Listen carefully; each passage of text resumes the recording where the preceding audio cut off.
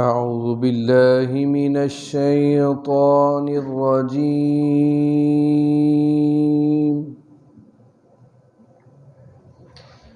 بسم الله الرحمن الرحيم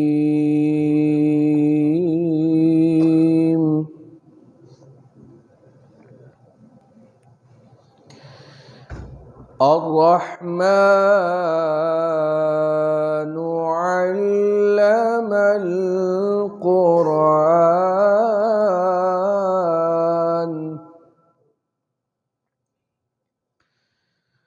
خلق الإنسان علمه البيان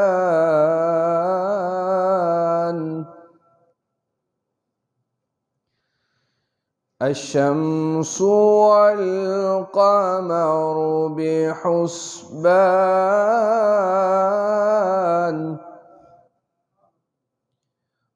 والنجم والشجر يسجدان صدق الله العظيم.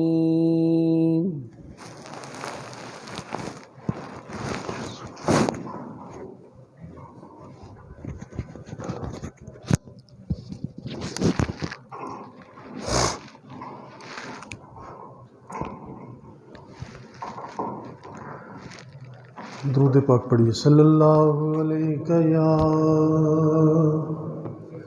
रसूल अल्लाह वसल्लम अलैका या हबीब अल्लाह सल्लल्लाहु अलैका या रसूल अल्लाह वसल्लम अलैका या हबीब अल्लाह। पढ़िए सल्लल्लाहु अलैका या रसूल अल्लाह वसल्लम अलैका या हबीब अल्लाह। मुझ पे भी चश्मे करम ऐ मेरे आका करना, मुझ पे भी चश्मे करम ऐ मेरे आका करना। हक तो मेरा भी है रहमत का तकाज़ा करना, मुझ पे भी चश्मे करम मैं के ज़र्रा हूँ मुझे वुसअते सहरा दे दे, मैं के ज़र्रा हूँ मुझे वुसअते सहरा दे दे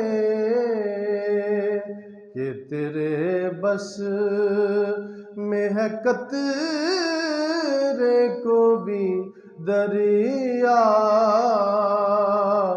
करना, कि तेरे बस में है कतरे को भी दरिया करना। मुझ पे भी चश्मे करम, और दुश्मन आ जाए तो उठ करवा बिछाना,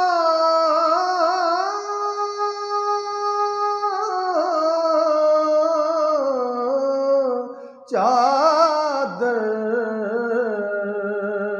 दुश्मन आ जाए तो उठ कर वो बिछाना,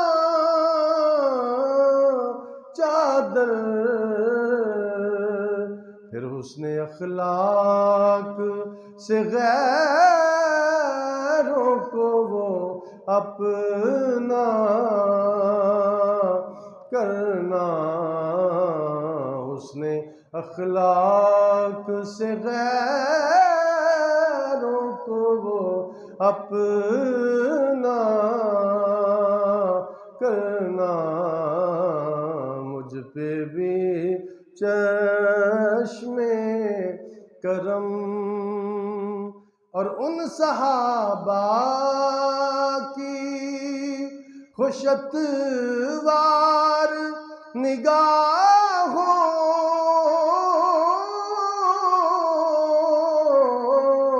को सलाम,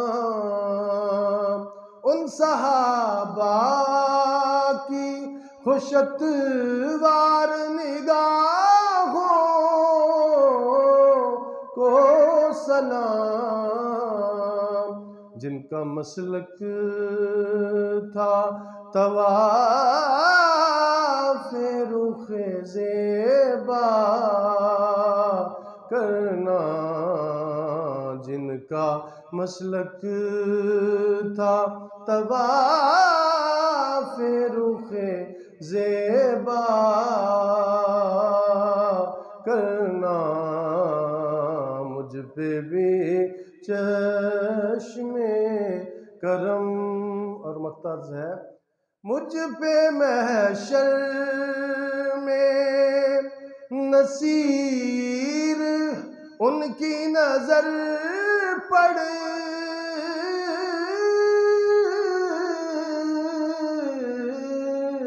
ही गई, मुझ पे महशर में नसीर उनकी नजर पड़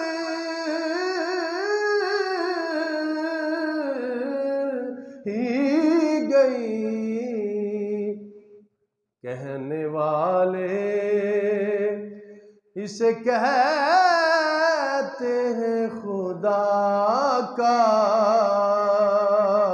करना, कहने वाले इसे कहते हैं खुदा का करना,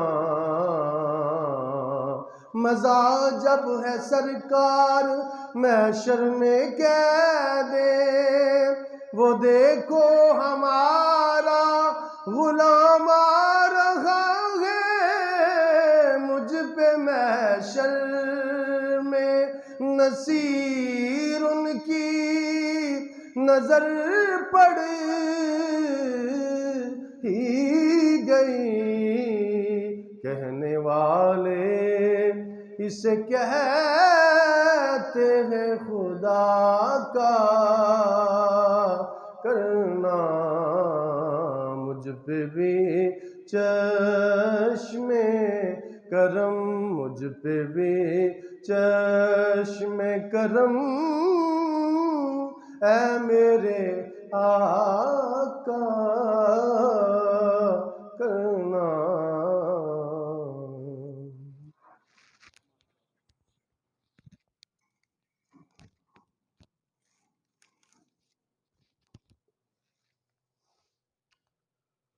अल्हम्दुलिल्लाहि रब्बिल आलमीन वल आक़िबतुल मुत्तक़ीन वस्सलातु वस्सलामु अला अशरफिल अंबिया'i वल मुरसलीन अम्मा बाद फ़अऊज़ु बिल्लाहि मिनश शैतानिर रजीम बिस्मिल्लाहिर रहमानिर रहीम। सबसे पहले मैं आज की इस खूबसूरत बज़म खूबसूरत महफ़िल के मेहमान ख़ुसूसी हज़रत मौलाना मुफ्ती उज़ैर अशरफ उस्मानी साहब, आपको तहे दिल से खुश आमदीद कहता हूँ। आप हमारे इदारे में तशरीफ़ लाए। आपका एक ताल्लुक़, आपकी एक निस्बत हज़रत मौलाना तकी उस्मानी साहब आपके आप पोते हैं, तो इस निस्बत से भी हमारे लिए एक शर्फ़ की बात है कि आप हमारे इदारे को ये एज़ाज़ बख्श रहे हैं। और आपके साथ हमारे मेहमान जनाब Mohammad Maqsood, assistant chief manager state bank of Sialkot, आप भी यहाँ पे तशरीफ़ फरमाएँ, आपको भी खुश आमदीद कहते हैं। मेरे साथी जो दीगर स्टेट बैंक के मेंबरान यहाँ तशरीफ़ लाए, जिनमें Sufiyan Taseer, assistant director state bank of Pakistan Sialkot, और ग़ुलाम मोहिउद्दीन साहब, और बाकी जितने भी अहबाब यहाँ मौजूद हैं, मैं सबको तहे दिल से खुश आमदीद कहता हूँ, आपका शुक्रिया भी अदा करता हूँ। कुछ कलिमात के लिए मुझे कहा गया। सबसे पहले तो मैं ये अर्ज़ करता हूँ, हमारा ये इदारा दारुल उलूम मुहम्मदिया गौसिया, ये मरकज़ी दारुल उलूम मुहम्मदिया गौसिया भेरा शरीफ, उसकी ये शाख है। माशाल्लाह इस वक्त दारुल उलूम मुहम्मदिया गौसिया भेरा शरीफ, जिसको अल्लाह ताला ने ये एज़ाज़ बख्शा, वो एक यूनिवर्सिटी का दर्जा हासिल कर चुकी है, और BS वगैरह के कोर्सेज़ वहाँ पे लॉन्च हो चुके हैं। और इस वक्त पूरे पाकिस्तान में हमारे मरकज़ी दारुल उलूम की तकरीबन 200 से अबव ब्रांचेस जो हैं वो बच्चों की काम कर रही हैं, और इसी के राउंड अबाउट अलकुलियातुल गौसिया के नाम से बच्चियों के लिए जो मदारस हैं, वो मुल्हिका शाखें जो हैं उसकी, वो भी काम कर रही हैं। तो ये एक हम इसी नेटवर्क से वाबस्ता हैं। तो उस चमनिस्तान करम को, दारुल उलूम मुहम्मदिया गौसिया भेरा शरीफ को, जिसकी नशत सानिया जनाब हज़रत मौलाना पीर मोहम्मद करम शाह साहब अल-अज़हरी रहमतुल्लाहि ताला अलैह ने उसकी आप रूह रवां अपने सारे मामलात को आगे लेकर चले, और आपके जानशीन हजूर अमीरुल हसनात शाह साहब रहमतुल्लाहि ताला अलैह आपकी उन काविशों को बाहसन तरीके से परवान चढ़ा रहे हैं। हम सब उस गुलशन के उसका एक हिस्सा हैं। ये सब तलबा, आज चूँकि बारिश का मौसम था, वरना हमारे दारुल उलूम की जो इस वक्त मरकज़ी तादाद है इस वक्त दारुल उलूम सियालकोट की, ये तकरीबन 200 के करीब दरस निज़ामी के तलबा यहाँ पर 200 से अबव हैं जो यहाँ तालीम हासिल कर रहे हैं। लेकिन बारिश की वजह से आज बच्चे नहीं आ सके, थोड़ी तादाद है। तो आज का जो प्रोग्राम हमारे लिए मुफ्ती साहब ने करम फरमाया, आप तशरीफ़ लाए, स्टेट बैंक के ताउन से और मीज़ान बैंक के ताउन से ये प्रोग्राम लॉन्च किया जा रहा है। तो इसमें इस प्रोग्राम का जो बुनियादी मकसद है, वो पहले भी 1-2 प्रोग्राम में आपके सामने मैं डिस्कस कर चुका हूँ कि हमारे मुल्क में जब हमारा मुल्क ये कायम हुआ था, तो उस वक़्त हज़रत कायद-ए-आज़म रहमतुल्लाहि ताला अलैह, आपने फरमाया था कि हम एक ऐसा ख़ित्ता चाहते हैं जहाँ हम सूद से पाक मईशत वाला एक निज़ाम ला सकें और इस्लाम के असूलों के मुताबिक अपनी ज़िंदगियों को बसर कर सकें। ये उस 2 कौमी नज़रिए का एक हिस्सा भी था। लेकिन अफ़सोस सद अफ़सोस के क़याम पाकिस्तान से लेकर ताहाल हमारे मुल्क में अभी तक वो सूदी मईशत वाली बैंककारी अभी भी राइज है। हम सब उसका किसी न किसी तरीके से हिस्सा बने हुए हैं। तो लेकिन ये एक खुश आइंद बात है कि स्टेट बैंक ऑफ पाकिस्तान ने इस पर एक अच्छा इक़दाम किया और मुल्क के अंदर इस्लामिक बैंकारी को मुतारफ़ करवाया। इसमें तो कोई शक नहीं कि हमारा दीन, जो कि एक मुकम्मल दीन है, इस दीन के अंदर किसी चीज़ की कमी नहीं है। अल्लाह ताला ने हमारी ज़िंदगी के अंदर हर शोबा हाय ज़िंदगी के ऊपर तवज्जो दी, उसके मुतल्लिक़ हमें रहनुमाई हमारा दीन हमें अता फ़रमाता है।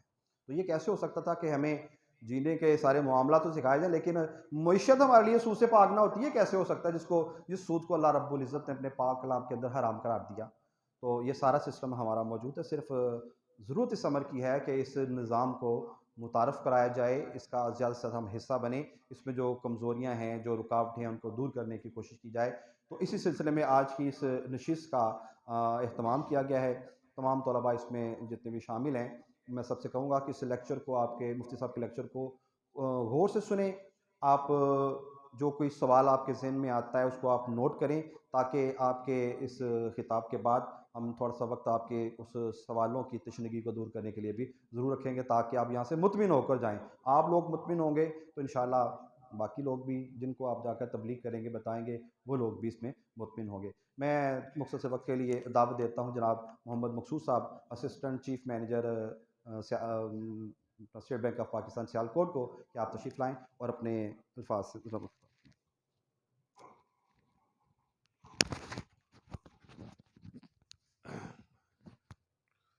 बहुत शुक्रिया। औज़ुबिल्लाहि मिनश्शैतानिर्रजीम, बिस्मिल्लाहिर्रहमानिर्रहीम। जनाब प्रिंसिपल इस जामिया के मदरसा के जनाब सैयद आरिफ साहब और वाइस प्रिंसिपल जनाब ज़हूर अहमद साहब और हमारे इंतहाई मोहतरम जो आज के मेहमान खुसूसी भी हैं, रूह रवां भी हैं इस तकरीब के, जनाब मुफ्ती उज़ैर अशरफ उस्मानी साहब, सबको इन दिल की अथाह गहराइयों से वेलकम करता हूँ, शुक्रिया अदा करता हूँ। और आप सब दोस्तों का भी शुक्रिया कि आप यहाँ आए और अपने टाइम से ये वक्त निकाल कर अपना कुछ वक्त निकाला और इस महफ़िल में आए। ये मैं तो आते के साथ ही वो तलावत और उसके बाद नाज शरीफ से इतना मैं उसके असर से अभी तक नहीं मैं निकल सका, यकीन जानिए। बड़ा मज़ा आया उसका, माशाल्लाह सुबहान अल्लाह, अल्लाह आपको जज़ा दे। अच्छा, ये सेशन का जो सर ने वैसे काफ़ी डिटेल में बता दिया है कि मकसद इस्लामिक बैंकिंग है।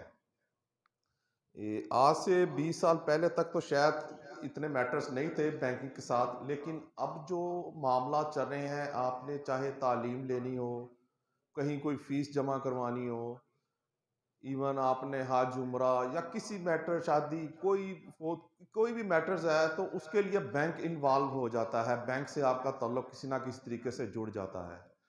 तो बीइंग ए मुस्लिम हमारे लिए सूद तो हराम है, अल्लाह ताला की तरफ से भी हुक्म है, तो वो एक हेजिटेशन, एक हिचकिचाहट सी होती है कि हम यार इस बैंक में क्यों जाएं। तो पिछले 20 सालों से ऑलमोस्ट बहुत ज़्यादा काम हुआ है और मीज़ान बैंक जो पाकिस्तान का पहला इस्लामिक बैंक है, मेरा इस्लामिक बैंक में सबसे बड़ा बैंक मीज़ान बैंक ही है। और अगर हम बात करें कि बड़े बैंकों में तो वो पहले 10 बैंक्स में से एक बैंक है। तो ये हमारे लिए बहुत बड़ी खुशकिस्मती है कि उस ख़ानदान के चश्मो चिराग आज यहाँ पर आए हैं, जिनका इस पाकिस्तान में नहीं दुनिया में जहाँ भी इस्लामिक बैंकिंग के ऊपर काम हुआ है उनका बहुत बड़ा हाथ है। बेजाना होगा कि हम कहें कि हमारी इस्लामिक बैंकिंग पाकिस्तान की, दूसरे मुल्क भी कर रहे हैं, इंडोनेशिया दूसरे, लेकिन हमारी उनसे काफ़ी बेहतर है कंप्लाइंस के मामले में, असूलों के मामलत में, शरीयत के मामलात में हम उनसे काफ़ी मजबूत हैं हमारी इस्लामिक बैंकिंग। तो मेरा जहाँ तक है कि इस सेशन के इख्तिताम मुफ्ती साहब जो आपके पास हैं, वो कम से कम वो जो एक आम सा तासुर है कि यार चीज़ तो एक ही है, लेकिन चीज़ एक नहीं है, तरीके मुख्तलिफ हैं। इस्लाम में कहीं भी मुनाफा कारोबार करना, उधार लेना, चीज़ें किराए पे लेना कहीं भी मना नहीं है, लेकिन उनका तरीका है। वो वे क्या है, वो इंशाअल्लाह ताला इस सेशन के एंड तक मुफ्ती साहब कम से कम आपके ज़हन में वो खदशात दूर कर देंगे। क्योंकि ये टॉपिक इतना बड़ा है कि 6-6 माह का इसके ऊपर कोर्स कराया जाता है, तो उसको कवर तो नहीं किया जा सकता। आपको प्रोडक्ट भी शायद वो 1-2 बता दें, लेकिन कम से कम वो आपके ज़हन में जो वो एक वो इस्लामिक बैंकिंग और कन्वेंशनल बैंकिंग के दरमियान जो फ़र्क है, मसलन आपने कार लिया कन्वेंशनल बैंक से और एक इस्लामिक बैंक से, वो तरीका क्या है, किस तरीके से वो फ़र्क कम से कम आपको पता लग जाएगा। इसमें अनसर्टेनिटी, गैर यकीनी सूरत हाल का होना, गरर का होना या सूद का होना, ये चीज़ें कम से कम आप और आपके भी जो सर ने जैसे कहा है कि आपके जहन में भी अगर कोई क्वेश्चन है, कोई सवाल है, क्योंकि बाद दफ़ा वो एक सवाल की वजह से आप शर्माते रहते हैं, और आपको बताने का मकसद भी यही है कि शायद हमारी ज़ुबान में वो असर नहीं होता जो एक आलम और मुफ्ती की ज़ुबान में होता है। इसी तरह बेशुमार इंशाअल्लाह ताला मुस्तकबिल में मुफ्ती और उलमा बैठे हुए हैं जो आगे जाकर लोगों को बताएंगे, और आपका कहना लोगों के लिए काफ़ी होगा। तो मैं बगैर किसी टाइम ज़ाया किए हुए आपके दरमियान रुकावट नहीं बनता। मैं एक दफ़ा फिर मशकूर हूँ इस मदरसे का स्पेशली और मीज़ान बैंक का कि जिन्होंने यह तावन किया और हमारे सेशन को आकर रौनक दी। तो मैं दावत, शुक्रिया, बहुत शुक्रिया सर, आप बुलाएं सर। जैसे कि मखसूस आपने आपको तारुफ हो गया आज के इस बजट के हवाले से, मैं मुझे पिछला सेशन इस्लामिक बैंकिंग के हवाले से हुआ, तो उसमें जो हमारा आखिरी दिन था ना ट्रेनिंग का, उसमें मुझे एक बड़ी अपने लिए और अपने बच्चों के लिए एक बड़ी खूबसूरत जो बात वहाँ की गई, बड़ी उससे मेरी हौसला अफजाई हुई कि मैंने बच्चों को आकर बताया भी था कि हमारे लिए जो आप माशाल्लाह हमारे पास ही ये मिडिल क्लास पास करने के बाद बच्चे आते हैं या मैट्रिक पास करने के बाद आते हैं। 9 साल का तकरीबन यहाँ पे ये बच्चे कोर्स मुकम्मल करते हैं।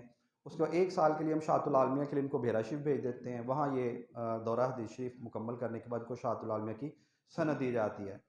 तो बच्चों को मैंने आकर तारफ़ रहा कि हमारे लिए सिर्फ़ जो फ्यूचर है वो यहीं तक महदूद नहीं है कि हमने और जो आप लोगों को तैयार कर रहे हैं, एक-एक आलिम दीन जो तैयार हो रहा है माशाल्लाह। इस साल भी हमारे दारुल उलूम सियालकोट की ब्रांच से 37 बच्चे शाहतुल आलमिया के लिए बेहरा शरीफ तशरीफ़ ले गए हैं। 37 बच्चे, और हर साल बेहरा शरीफ से माशाल्लाह 300, 400, 500 आलिम दीन जो है वो फ़ाज़िल तहसील वहाँ से होता है। तो हमारा भी इसमें इस ब्रांच का भी माशाल्लाह काफ़ी मेजर कंट्रीब्यूशन होता है। तो इस साल भी इंशाल्लाह तकरीबन कुछ 27-28 बच्चे जो हैं वो शाहतुल आलमिया के लिए बेहरा शरीफ जाएँगे। तो मैंने बच्चों को कहा था हमारे लिए ये सारा जो सेशन होता है, जो बच्चे छोटे-छोटे बच्चे होते हैं जो 8वीं पास करने के बाद, लेकिन हमारे पास अब जाते हैं तो डबल मास्टर की डिग्री होल्डर होते हैं वो बच्चे। जब यहाँ से वो यानी एमए अरेबिक और एमए इस्लामियात की डिग्री उनके हाथ में होती है। तो मैंने कहा था बच्चों देखें, आपका सिर्फ फ्यूचर यही नहीं है कि आपने फ़ारिग होने के बाद मुसल्ले को सँभालना है। मुसल्ले को भी सँभालना है ताकि कोई गैर अहल बंदा मुसल्ला रसूल पर खड़ा ना हो।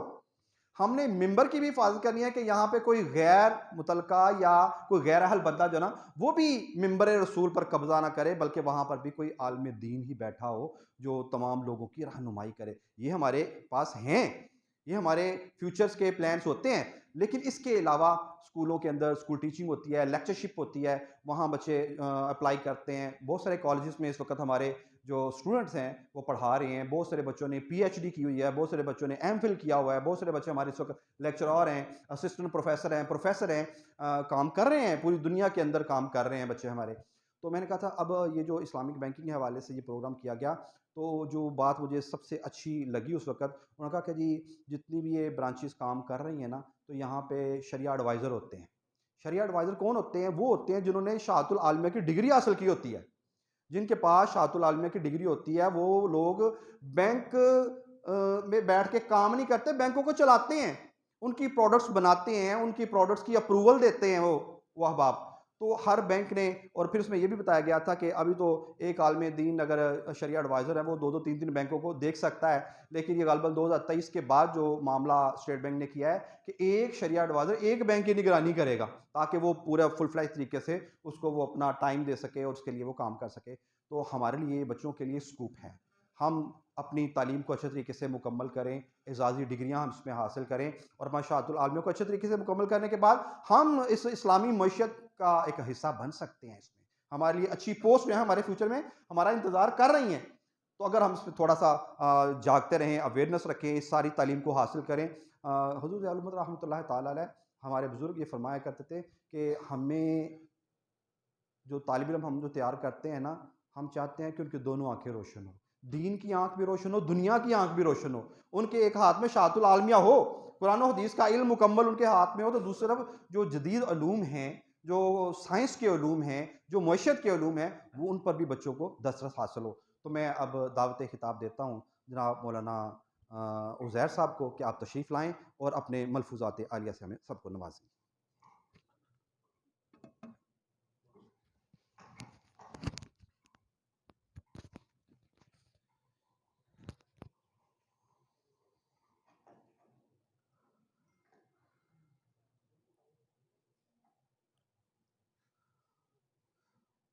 जी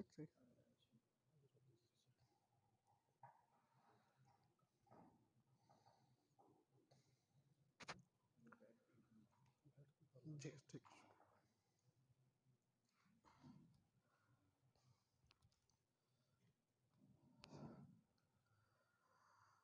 बिस्मिल्लाहिर्रहमानिर्रहीम। नहमदुहु व नुसल्ली अला रसूलिहिल करीम। अम्मा बाद फ़अऊज़ु बिल्लाहि मिनश शैतानिर रजीम। बिस्मिल्लाहिर्रहमानिर्रहीम। क़ाल नबी सल्लल्लाहु अलैहि वसल्लम ला यअतियन्ना अला अन्नासि ज़मान ला युबालि उल मरउ बिमा अखज़ अमिनल हलाल अमिनल हराम औ कमा क़ाल अलैहिस्सलातु वस्सलाम। मेरे मोहतरम भाइयों, बुज़ुर्गों, साथियों, अस्सलामु अलैकुम वरहमतुल्लाहि वबरकातुहू। सबसे पहले तो मैं अल्लाह ताला का शुक्र अदा करना चाहता हूँ कि अल्लाह ताला ने हमें इस बात का मौका अता फ़रमाया कि हम, ख़ास तौर पर मेरी बहुत बड़ी सआदत है कि मैं इतनी बाबरकत जगह पर हाज़िर हुआ, इतनी बुक़ाए नूर में हाज़िर हुआ, आप सब हज़रात के सामने हाज़िर हुआ, ऐसे लोगों के सामने हाज़िर हुआ जिनके लिए जो मछलियाँ हैं वो अल्लाह ताला से दुआएं मांगती हैं, जिनके लिए फ़रिश्ते अपने पर बिछाते हैं, ऐसे लोगों के सामने हाज़िर हुआ। मेरे लिए बहुत बड़ी खुशकिस्मती की बात है। मेरा दिल इतना खुश है मैं बता नहीं सकता, इतनी मुझे खुशी हुई यहाँ आकर। अल्लाह ताला से दुआ है अल्लाह ताला मुझे आप हज़रात के इल्म से सही तरीके से फैज़याब होने की तौफ़ीक़ अता फ़रमाए, आमीन। मैं शुक्रिया अदा करना चाहता हूँ बहुत बहुत सैयद आरिफ साहब का, प्रिंसिपल हैं, मौलाना ज़हूर अहमद साहब का, स्टेट बैंक के असिस्टेंट चीफ मोहम्मद मकसूद साहब का, तमाम हज़रात का, उन लोगों ने मुझे दावत दी और मैं यहाँ हाज़िर हो सका। मैं अल्लाह ताला से दुआ करता हूँ अल्लाह ताला हमें सही बात कहने की तौफ़ीक़ अता फ़रमाए, सही तरीके से कहने की तौफ़ीक़ अता फ़रमाए और आप हज़रात को सही तरीके से समझने की तौफ़ीक़ अता फ़रमाए और फिर उस पर हमें अमल करने की तौफ़ीक़ अता फ़रमाए, आमीन। मैं सच्ची बात बताऊं तो इस वक्त मैं अपने आप को इतना तही दस्त महसूस कर रहा हूं कि मैं ऐसे अजीम लोगों के सामने बैठा हूं। मुझे समझ नहीं आ रहा कि मैं क्या बात करूं, किस तरीके से बात करूं। मेरे चारों तरफ उलमाए किराम मौजूद हैं और उलमाए किराम भी वो मौजूद हैं जिनका शोहरा पूरी दुनिया में है। मेरे जो दादा हैं मुफ्ती तकी उस्मानी साहब, वो बकसरत जिक्र किया करते थे हज़रत पीर असनाद साहब का और दीगर हज़रात का। हज़रत का सुप्रीम कोर्ट में भी ताल्लुक़ रहा उनके साथ और दीगर जो इस्लामी दीगर मामलात हैं उनके साथ भी ताल्लुक़ रहा। बड़ी मोहब्बत से तज़किरा करते थे, हमेशा मैंने जब भी सुना मोहब्बत के साथ सुना। उनके भाई हैं मुफ्ती रफ़ी उस्मानी साहब, वो हमेशा इतनी मोहब्बत से तज़किरा करते थे, मैं आपको बता नहीं सकता। इसलिए मुझे आज इतनी खुशी हो रही है यहाँ आकर, मेरी बिल्कुल जो है वो मैं शायद मेरी बयान करने से कासिर हूँ, बहुत मुझे खुशी हो रही। और आज जो बात मैं कहना चाहता हूँ उसकी हैसियत आप ये मत समझिएगा कि कोई उस्ताद की है कि उस्ताद आकर आपको पढ़ा रहा है और सिखा रहा है। मैं बल्कि चाहूँगा कि मखसूस साहब को मैं बताऊँ, हमारे यहाँ मदारिस में एक सिलसिला होता है, उसे कहते हैं तकरार। तकरार क्या होता है कि जो उस्ताद सबक पढ़ाता है दिन में, तो दोपहर के टाइम या शाम के टाइम या इशा के बाद तलबा की एक जमात बन जाती है, 4-4, 5-5 बच्चों की। और 5 बच्चों की जो जमात होती है उनमें एक अमीर होता है, उन सबका एक मॉनिटर होता है चारों का। वो जो सबक सुबह उस्ताद ने पढ़ाया होता है वो सबक उसको दोहराता है, वो मॉनिटर दोहराता है, फिर दोहराता है तो फिर हर जो बच्चा होता है उससे वो सुनता है, फिर सुनता है, खुद भी सुनाता है, दूसरे से सुनता भी है। और तकरार से बहुत अच्छा जहन खुल जाता है और बहुत अच्छी तरह चीज़ें समझ में आती हैं। इसलिए अल्हम्दुलिल्लाह सारे मदारिस में तकरार का एक नज़म मौजूद है। तकरार में जब कोई तकरार करवाता है तो मॉनिटर उस्ताद नहीं होता, मॉनिटर उस्ताद नहीं होता, बल्कि वो तो एक नाकिल होता है जो नकल करने वाला होता है। और जो बच्चे होते हैं वो भी दूसरे के उस्ताद नहीं होते, उस्ताद तो वही होते हैं जिसने सुबह सबक पढ़ाया है। तो अब आप ये समझ लें कि जो बात मैं आपसे अर्ज़ करने जाऊंगा वो भी बतौर तकरार की होगी। मेरी हैसियत भी तालिब इल्म की है, जो मैं तकरार करवाता है, जो मैंने अपने बड़ों से बुज़ुर्गों से सुना है वही आप लोगों के सामने पेश करूंगा, आपके सामने बताऊंगा। और अपनी तरफ से कोई बात नहीं होगी, जो मैंने सीखा है वही सिखाऊँ, कोशिश करूंगा आपको बताऊं। अल्लाह ताला से दुआ भी करूंगा कि अल्लाह ताला हमें सही बात कहने की तौफीक अता फरमाए। देखिए, जब हम बात करते हैं ना कि इस्लाम क्या है, इस्लाम किस चीज़ का नाम है, तो क्या हमारे जहन में 5 चीज़ें आती हैं। हम कहते हैं इस्लाम किस चीज़ का नाम है, हम कहते हैं इस्लाम एक मुकम्मल ज़ाब्ता हयात है। तो 5 चीज़ें आती हैं। अगर हम इस्लाम को तकसीम करें तो 5 चीज़ें जहन में आती हैं कि इस्लाम इन 5 चीज़ों का नाम है। सबसे पहली चीज़ क्या है? क्या है? सबसे पहली चीज़ क्या है? अकायद। अकायद जो होते हैं हमारी सबसे बड़ी चीज़ क्या है? अकायद। दूसरे नंबर पे क्या है? इबादत। तीसरे नंबर पे क्या है? मामलात। चौथे नंबर पे क्या है? अखलाकियात। और पांचवें नंबर पे क्या है? माशरत। इस्लाम इन 5 चीज़ों में मुनक़सम है, फिर उसके आगे पूरी तकसीम है। अकायद भी दीन का हिस्सा है, इबादत भी दीन का हिस्सा है, मामलात भी दीन का हिस्सा है, अखलाकियात भी दीन का हिस्सा है और माशरत भी दीन का हिस्सा है। ये पांचों के पांचों चीज़ें दीन का हिस्सा है। अब आप लोगों को पता है अकायद क्या होते हैं, सबको पता है, मुझे बताने की ज़रूरत नहीं है। इबादत क्या होती हैं, उसमें नमाज, रोज़ा, हज, ज़कात सब की सब चीज़ आ जाती है, ये भी आप सबको पता है। तीसरे नंबर पे क्या चीज़ है? मामलात। मामलात क्या चीज़ होती है? एक दूसरे के साथ मामला करना। अगर आपने किसी से गाड़ी खरीदी है, किसी से मोबाइल खरीदा है, किसी को कर्ज दिया है, किसी के साथ कोई और जो मामला किया है, ये सारा का सारा किस में आता है? मामलात में आता है। ये भी दीन का हिस्सा है। चौथी चीज़ क्या है? इखलाकियात। हमारे इखलाक कैसे हैं? आपने वो हदीस सुन रखी होगी कि आकाए दो जहां सरकार दो आलम हज़रत मोहम्मद मुस्तफ़ा सल्लल्लाहु अलैहि वसल्लम की क्या हदीस थी? इन्नमा बुइस्तु लियुतम्मिमा मकारिमल अखलाक। तो अखलाकियात हमारे दीन का हिस्सा है। और पांचवी चीज़ क्या है? माशरत। माशरत माशरत का मतलब होता है रहन सहन कैसा होना चाहिए। हमें अगर किसी के घर जा रहे हैं तो किस वक्त उसके घर जाएं, किसी को कॉल कर रहे हैं तो किस वक्त उसको कॉल करें, किसी से कोई बात करना चाहते हैं तो किस तरीके से बात करें। आपने वो हदीस सुन रखी होगी कि एक सहाबी आकाए दो जहां सरकार दो आलम हज़रत मोहम्मद मुस्तफ़ा सल्लल्लाहु अलैहि वसल्लम की खिदमत में हाजिर हुए। उन्होंने दरवाज़ा खटखटाया तो नबी अलैहिस्सलाम ने पूछा, मन मन मन का मतलब पता है ना, कौन है? तो क्या फरमाया? अना, मैं। तो नबी अलैहिस्सलाम ने फरमाया अना अना अना अना, यानी ये मैं क्या है? आपको बताना चाहिए कि आप कौन हैं, तारुफ बताएं, कहाँ से आए हैं, अभी तो हमने आपको नहीं देखा। तो ये माशरत का हिस्सा है। आपने वो भी सुन रखी होगी हदीस कि एक सहाबी आए और उन्होंने 3 मरतबा दरवाज़ा खटखटाया, जब जवाब नहीं मिला तो वापस चले गए। ये भी दीन का हिस्सा है। ये सारी की सारी चीज़ें माशरत का हिस्सा है।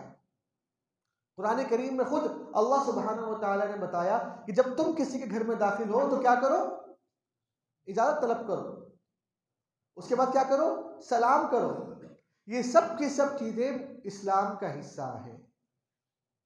तो अगर मैं ये बात कहूँ कि इस्लाम सिर्फ नमाज, रोज़ा, हज, ज़कात का नाम है, तो क्या मेरी बात दुरुस्त होगी?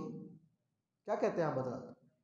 मैं कहता हूँ एक बंदा है जिसने नमाज पढ़ ली, जिसने रोज़ा रख लिया, उसने हज कर लिया, तो क्या उसने मुकम्मल दीन पर अमल कर लिया? मुकम्मल दीन पर अमल कर लिया। उसने अखलाकियात को छोड़ दिया, उसने मामलात को छोड़ दिया, उसने माशरत को छोड़ दिया, बाकी चीज़ों पर अमल कर लिया, तो क्या मुकम्मल दीन पर अमल कर लिया? नहीं, ऐसी बात नहीं है। जैसे नमाज, रोज़ा, हज, ज़कात हमारे दीन का हिस्सा है, वैसे ही माशरत भी हमारे दीन का हिस्सा है, वैसे ही मामलात भी हमारे दीन का हिस्सा है। कुरान करीम में अल्लाह सुब्हानहु व तआला ने जगह जगह मामलात के बारे में इरशाद फरमाया, या अय्युहल्लज़ीना आमनू ला तअकुलू अम्वालकुम बैनकुम बिल बातिल। क्या ईमान वालों, अपना माल नाहक तरीके से मत खाओ, नाजायज तरीके से मत खाओ। ये नाजायज़ तरीका क्या है? मामलात है। आप लोग इंशाअल्लाह वो किताब पढ़ते होंगे गालिबन, हिदाया पढ़ते हैं मतलब। कितनी जिल्दें हैं हिदाया की? कितनी जिल्दें? 4 जिल्दें। 4 जिल्दें। पहली जिल्द किसके बारे में है? तहारत के बारे में है, नमाज के बारे में है, रोजे के बारे में, हज के बारे में। पहली जिल्द इबादत से मुताल्लिक है, बाकी तीनों जिल्दें मामलात से मुताल्लिक है। बाकी तीनों जिल्दें, खास तौर पर जो जिल्द सालिस और जिल्द राबिया है उसमें बुयू पढ़ाई जाती है, और जो राबिया है, जिल्द राबिया है, उसमें शुफा और दीगर अहकामात पढ़ाए जाते हैं। इस सारे मामलात से मुताल्लिक हमारे यहाँ जो अब हालात बनते जा रहे हैं उसमें यह है कि हम लोग समझते हैं पक्का और सच्चा मुसलमान बस वही है जिसने नमाज पढ़ ली, रोज़ा रख लिया, हज कर लिया, ज़कात अदा कर दी। अच्छी बात है, बहुत अच्छी बात है, मगर एक शख्स सूद भी खाता है मगर वो नमाज भी पढ़ता है। एक शख्स रिश्वत भी लेता है मगर वो नमाज भी पढ़ता है। एक शख्स दूसरे हराम काम भी करता है, नाजायज़ काम भी करता है, उसकी जो मामलात है वो सारे के सारे हराम है, मगर वो सारे के सारे इबादत भी करता है। तो हम क्या कहेंगे उसके बारे में? क्या इसने पूरे दिन पर अमल कर लिया? ठीक है। आपने वो हदीस सुन रखी होगी कि एक साहब जो है वो निकले अल्लाह के रास्ते में और कहने लगे, माली माली, मेरा माल, या अल्लाह मेरा माल कबूल कर लिए। फटा, हाल बुरा होगा, कपड़े गुबार आलूद होंगे, मेरा माल, मेरा माल। तो अल्लाह सुब्हानहू व तआला क्या फरमाएंगे? ना तुम्हारा हज कबूल, ना तुम्हारी दुआ कबूल, ना तुम्हारा खाना पीना कबूल। क्यों कबूल नहीं? क्योंकि जो पैसा कमाया था वो सारा का सारा नाजायज तरीके पर था। जो पैसा कमाया था वो सारा का सारा नाजायज तरीके पर था। इसी तरह एक हदीस में आता है कि क़यामत के दिन एक बंदा अपनी जगह से एक इंच भी इधर उधर हिल नहीं पाएगा जब तक उससे ये नहीं पूछ लिया जाएगा कि कहाँ से पैसा कमाया, कहाँ खर्च किया। किस कदर ख़तरनाक बात है। तो हमारा जो अल्हम्दुलिल्लाह फोकस है मदारिस का, अल्हम्दुलिल्लाह, इसमें तो कोई शक नहीं है कि अकायद और इबादत पर ज़बरदस्त है। लेकिन जिस तरह ये चीज़ें अल्हम्दुलिल्लाह दीन का हिस्सा हैं, इस तरह मामलात भी दीन का हिस्सा है। आपने पढ़ रखा होगा बड़े बड़े उलमाए किराम के बारे में, हज़रत इमाम मोहम्मद के बारे में पढ़ा है, आपने पढ़ा होगा, सुना होगा कि वो बाकायदा बाजार में जा जाकर पूछा करते थे कि कौन सा मामला किस तरीके से हो रहा है, कौन सा मामला किस तरीके से सर अंजाम दिया जा रहा है, किस तरीके से हो रहा है, लोग कैसे करते हैं मामला। उसके बाद ये बड़ी बड़ी किताबें हमारे सामने तैयार हुई। तो ये कहने का मकसद है कि जैसे दूसरे चीज़ें दीन का हिस्सा है, इसी तरह ये चीज़ें भी दीन का हिस्सा है। और इन सब में अगर हम देखेंगे तो सबसे ज़्यादा अहमियत किस चीज़ की है? सूद की। सबसे ज़्यादा अहमियत किस चीज़ की है? सूद की है। कुरान करीम में अल्लाह सुब्हानहू व तआला ने सूद का तज़किरा 4 मकामात पर किया और सबसे ज़्यादा तवील और तफसील से जिक्र किया वो सूरह बकरा में किया। आपने पढ़ी होंगी, अल्लज़ीना यअकुलूना रिबा ला यक़ूमूना इल्ला कमा यक़ूमु अल्लज़ी यतख़ब्बतहु शैतानु मिनल मस। पूरा रुकू जो है किसके बारे में नाज़िल फरमा दिया? सूद के बारे में नाज़िल फरमा दिया। इतना बड़ा गुनाह है सूद, इतना बड़ा गुनाह है सूद कि इंसान तसव्वुर नहीं कर सकता। किसी और गुनाह के बारे में ये नहीं कहा कि अल्लाह और उसके रसूल से ऐलान जंग कर दो, कहा तो किसके बारे में कहा? सूद के बारे में कहा। इतने बड़े बड़े गुनाह जिक्र है, सिना के बारे में नहीं कहा, शराब के बारे में ये नहीं कहा, कहा तो किसके बारे में कहा? सूद के बारे में कहा। इतना बड़ा गुनाह है, इतना बड़ा गुनाह है। एक हदीस में आता है कि आकाए दो जहां सरकाए दो आलम हज़रत मोहम्मद मुस्तफ़ा सल्लल्लाहु अलैहि वसल्लम ने इरशाद फरमाया कि सूद के 70 से ज़्यादा दर्जे हैं। कितने दर्जे हैं? 70 से ज़्यादा दर्जे हैं। सबसे हल्का तरीन दर्जा ये है जैसे कोई शख्स अपनी वालदा के साथ बदकारी करे। अल्लाह ताला महफूज फरमाए। किस कदर ख़तरनाक बात है। सबसे हल्का तरीन दर्जा है। तो सोचो जो सबसे ज़्यादा ऊपर वाला दर्जा होगा, अल्लाह माफ़ फरमाए, पता नहीं क्या होगा वो, पता नहीं क्या होगा। इसलिए हमें अल्लाह सुब्हानहू व तआला से पनाह मांगनी चाहिए। अब जो आजकल हमारे सामने अलमिया ये है कि हमें ये नहीं पता होता कि सूद क्या चीज़ है। ये तो हम पूरे पाकिस्तान को, पूरी मुस्लिम उम्मा को मालूम होगा सूद हराम है, मगर सूद होता क्या है, सूद किस चीज को कहते हैं, ये नहीं मालूम होता। तब ये मालूम नहीं होता कि सूद किस चीज का नाम है, तो तिजारत के जरिए जो पैसा इंसान कमाता है और जो सूद के जरिए पैसा कमाता है, दोनों में फर्क ही मालूम नहीं होता। फिर वो एक बात कहता है कि कान यहां से पकड़ लो, कान यहां से पकड़ लो, एक ही चीज है, दोनों में कोई फर्क नहीं, दोनों में कोई फर्क नहीं है। तिजारत के जरिए भी नफा आता है, सूद के जरिए भी नफा आता है, दोनों एक ही चीज है, दोनों के दोनों हराम। ये वही बात है, अगर आप गौर करें, कुफारे मक्का ये बात कहा करते थे, इन्नमल क़ालू इन्नमल बैउ मिस्लु रिबा, कि जो तिजारत है वो किसकी तरह है, मिस्लु रिबा, सूद की तरह है। जैसे सूद में नफा आता है वैसे तिजारत में भी नफा आता है, फर्क क्या हुआ। तो वो बात जो कुफारे मक्का कहते थे, आज हम वही बात अक्सर लोगों से सुनते हैं। मसला कहाँ पैदा होता है, मसला यहाँ पैदा होता है कि हमें यही नहीं पता कि सूद क्या चीज़ है। आपने पढ़ लिया होगा कि जो फ़राइज़ होते हैं, एक होता है फ़र्ज़ आइन, फ़र्ज़ आइन, एक होता है फ़र्ज़ किफ़ाया। फ़र्ज़ आइन क्या होता है,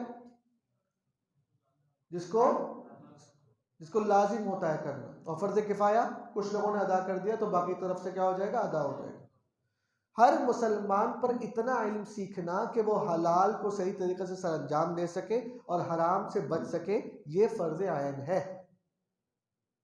और उससे ऊपर जो है वो क्या है, फ़र्ज़ किफ़ाया। तो ये इंसान हर एक को पता होना चाहिए ना कि भाई मुझे ज़कात कैसे निकालनी है, मुझे सूद से कैसे बचना है, ये तो पता होना चाहिए, हर एक की जिम्मेदारी है। आज हमारा हल भी ये है कि हमें नहीं पता, हमें नहीं पता कि सूद क्या होता है। जब हमें ये नहीं पता सूद क्या होता है, हम सूदी मामलात में और तिजारत में कोई फ़र्क नहीं कर पाते, ये सबसे बड़ा आलम है। तो मैं अब आप हज़रात से पूछना चाहूँगा, मुझे बहुत खुशी होगी अगर कोई मुझे बताए, कोई साथी हमारा, कि सूद क्या चीज़ होती है, क्या तारीफ़ है सूद की, सूद किसे कहते हैं, या हदीस में सूद की क्या तारीफ़ बयान की गई है। कोई साथी बताना चाहेगा, मुझे बहुत खुशी होगी अगर आप बताएं।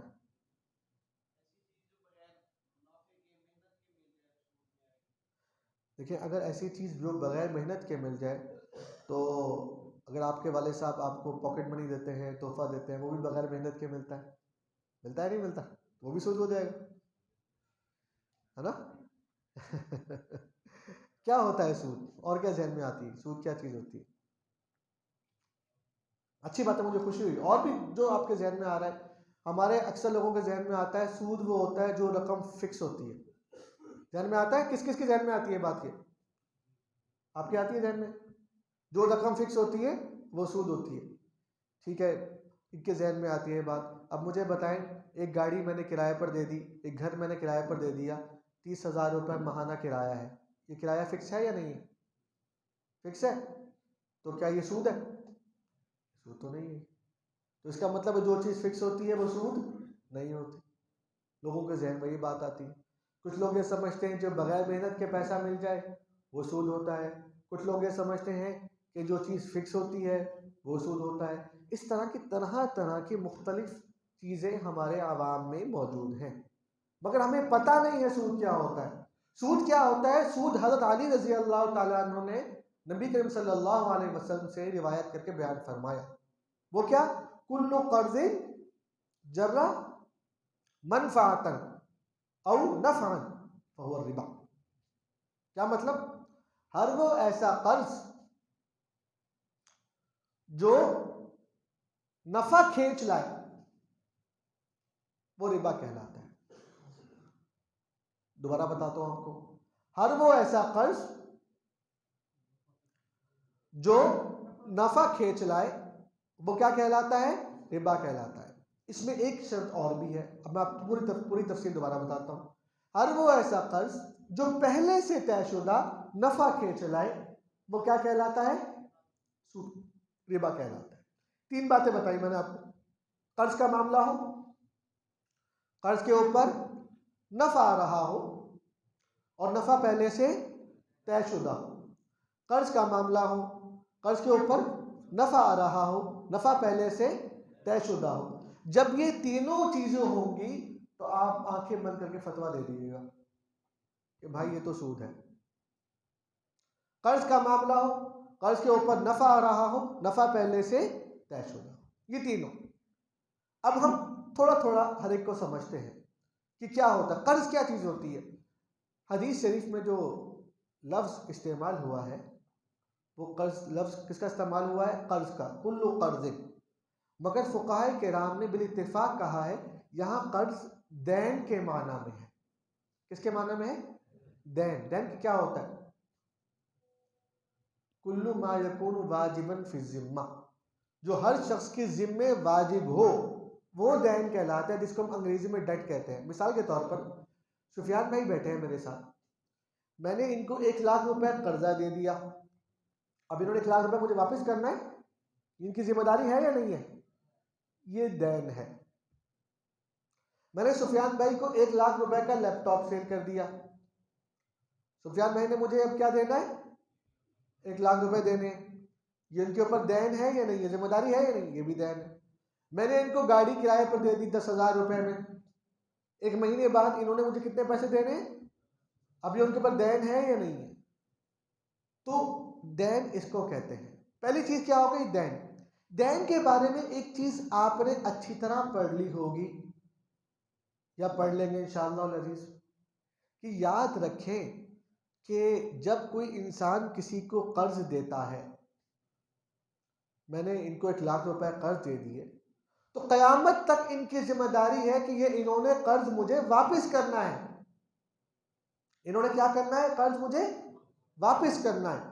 अगर ये कर्ज वापस नहीं करेंगे, मैं अदालत जाऊंगा, अदालत जबरदस्ती इनसे पैसा लेकर मुझे वापस करेगी। इसका मतलब है ये इनके जिमान में दाखिल हो गया।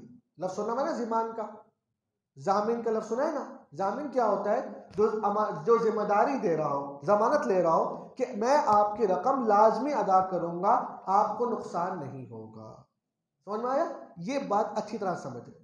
जो दैन होता है वो जिमान में शामिल होता है, जो कर्ज होता है वो जिमान में शामिल होता है, वो दूसरे ने लाजमी अदा करना होता है। आप इसकी मिसाल यूँ समझ सकते हैं, एक साहब ने कर्ज लिया, उनका इंतकाल हो गया। जब इंसान मर जाता है तो आपको पता है ना कि 4 मरहले होते हैं। सबसे पहले नंबर पर कफन दफन के इंतजामात किए जाते हैं। दूसरे नंबर पर जो कर्जा लिया होता है वो वापस किया जाता है। तीसरे नंबर पर जो वसीयत की होती है उसका निफाज किया जाता है, और चौथे नंबर पर उसको तरके को तकसीम किया जाता है। अब आप गौर करें कि इंसान का इंतकाल हो गया, इंतकाल होने के बाद भी रकम को वापस किया जा रहा है। वो क्यों वापस किया जा रहा है? क्योंकि रकम जिमान में शामिल हो गई, दाखिल हो गई। अब समझ में आया? मतलब आसान अल्फाज में मतलब यह है कि जो कर्ज होता है उसमें नुकसान नहीं होता, वो लाजमी तौर पर रकम वापस मिलती है। पहली बात होगी। दूसरी चीज क्या बनाई थी मैंने? उसके ऊपर क्या आ रहा हो? नफा आ रहा। अब लफ्ज क्या हदीस में आया? कुल्लु कर्जिन जर्रा नफअन। नफा का जिक्र आया है, रकम का जिक्र नहीं आया, कैश का जिक्र नहीं आया, पाकिस्तानी रुपया का जिक्र नहीं आया, डॉलर का जिक्र नहीं आया, नफा का जिक्र आया। अब नफा चाहे कैश की सूरत में आए तो भी सूद है, नफा चाहे तोहफे की सूरत में आए तो भी सूद है, नफा चाहे सर्विस की शक्ल में आए तो भी सूद है। नफा किसी भी सूरत में आए तो वो सूद में दाखिल है। कैश की सूरत में आए तो भी सूद है, कैश के अलावा किसी और सूरत में आए तो भी सूद है, गिफ्ट की सूरत में आए तो भी सूद है। ठीक है? कितनी चीजें हो गई? 2 चीजें हो गई। कर्ज का मामला हो, उसके ऊपर नफा आ रहा हो। तीसरी चीज क्या थी? तयशुदा। जब मैंने किसी को कर्ज दिया, कर्जदार ने कर्ज दिया या कर्ज ख्वाह ने कर्ज लिया, दोनों ने उसी वक्त तय कर लिया कि भाई जब मैं रकम वापस करूंगा तो ज्यादा करके वापस करूंगा, 10,000 रुपए, 5,000 रुपए, 2,000 रुपए, 100 रुपए, 200 रुपए ज्यादा वापस करूंगा। ठीक है? यह है तयशुदा होने का मतलब। जब ये तीनों चीजें होंगी तो मामला क्या होगा? वो सूद का मामला होगा। जब तीन में से दो होंगी तो सूद का मामला नहीं होगा। तीन में से एक होगा तो सूद का मामला नहीं होगा। अब मैं आपको सिर्फ 5 मिनट के लिए मुफ्ती बना रहा हूं, 5 मिनट के लिए, ठीक है? बाहर जाके फतवे ना देना, आप बस 5 मिनट के लिए बैठे बैठे फतवे दे दीजिएगा। मैं आपको एक मिसाल देता हूं, आपने मुझे बताना है ये सूद है या नहीं है। मैंने सुफियान भाई को 1 लाख रुपए कर्जा दिया, ठीक है? मैंने कहा आपको 1 लाख रुपए कर्जा दे रहा हूं, जब आप मुझे वापस करेंगे तो 1,10,000 रुपए वापस करेंगे। आपने 3 बातें देखनी है कि ये जो है कर्ज की रकम हो, दूसरा क्या चीज देखनी है? नफा आ रहा हो, नफा पहले से तय होता हो। अब मुझे बताएं क्या ये सूद है या नहीं है? कर्ज है? नफा आ रहा है? किस सूरत में आ रहा है? नफा तयशुदा है? तयशुदा है। ये सूद का बराह रास्त मामला है, इसके सूद होने में कोई शक नहीं। एक और मिसाल देता हूं आपको। मैंने सुफियान भाई को 1 लाख रुपए कर्जा दिया, मैंने सुफियान भाई को 1 लाख रुपए कर्जा दिया और सुफियान भाई से कहा कि मुझे ज्यादा रकम नहीं चाहिए, आप ले जाए। कहने लगे ठीक है, चले गए। 1 महीने बाद वापस आए, कहने लगे कि मुफ्ती साहब 1 लाख रुपए तो मैं आपको ये दे रहा हूँ और अपनी खुशी के साथ 10,000 रुपए मैं आपको अपनी तरफ से दे रहा हूँ। मुझे बताइए क्या ये सूद है? सूद है? क्यों नहीं है?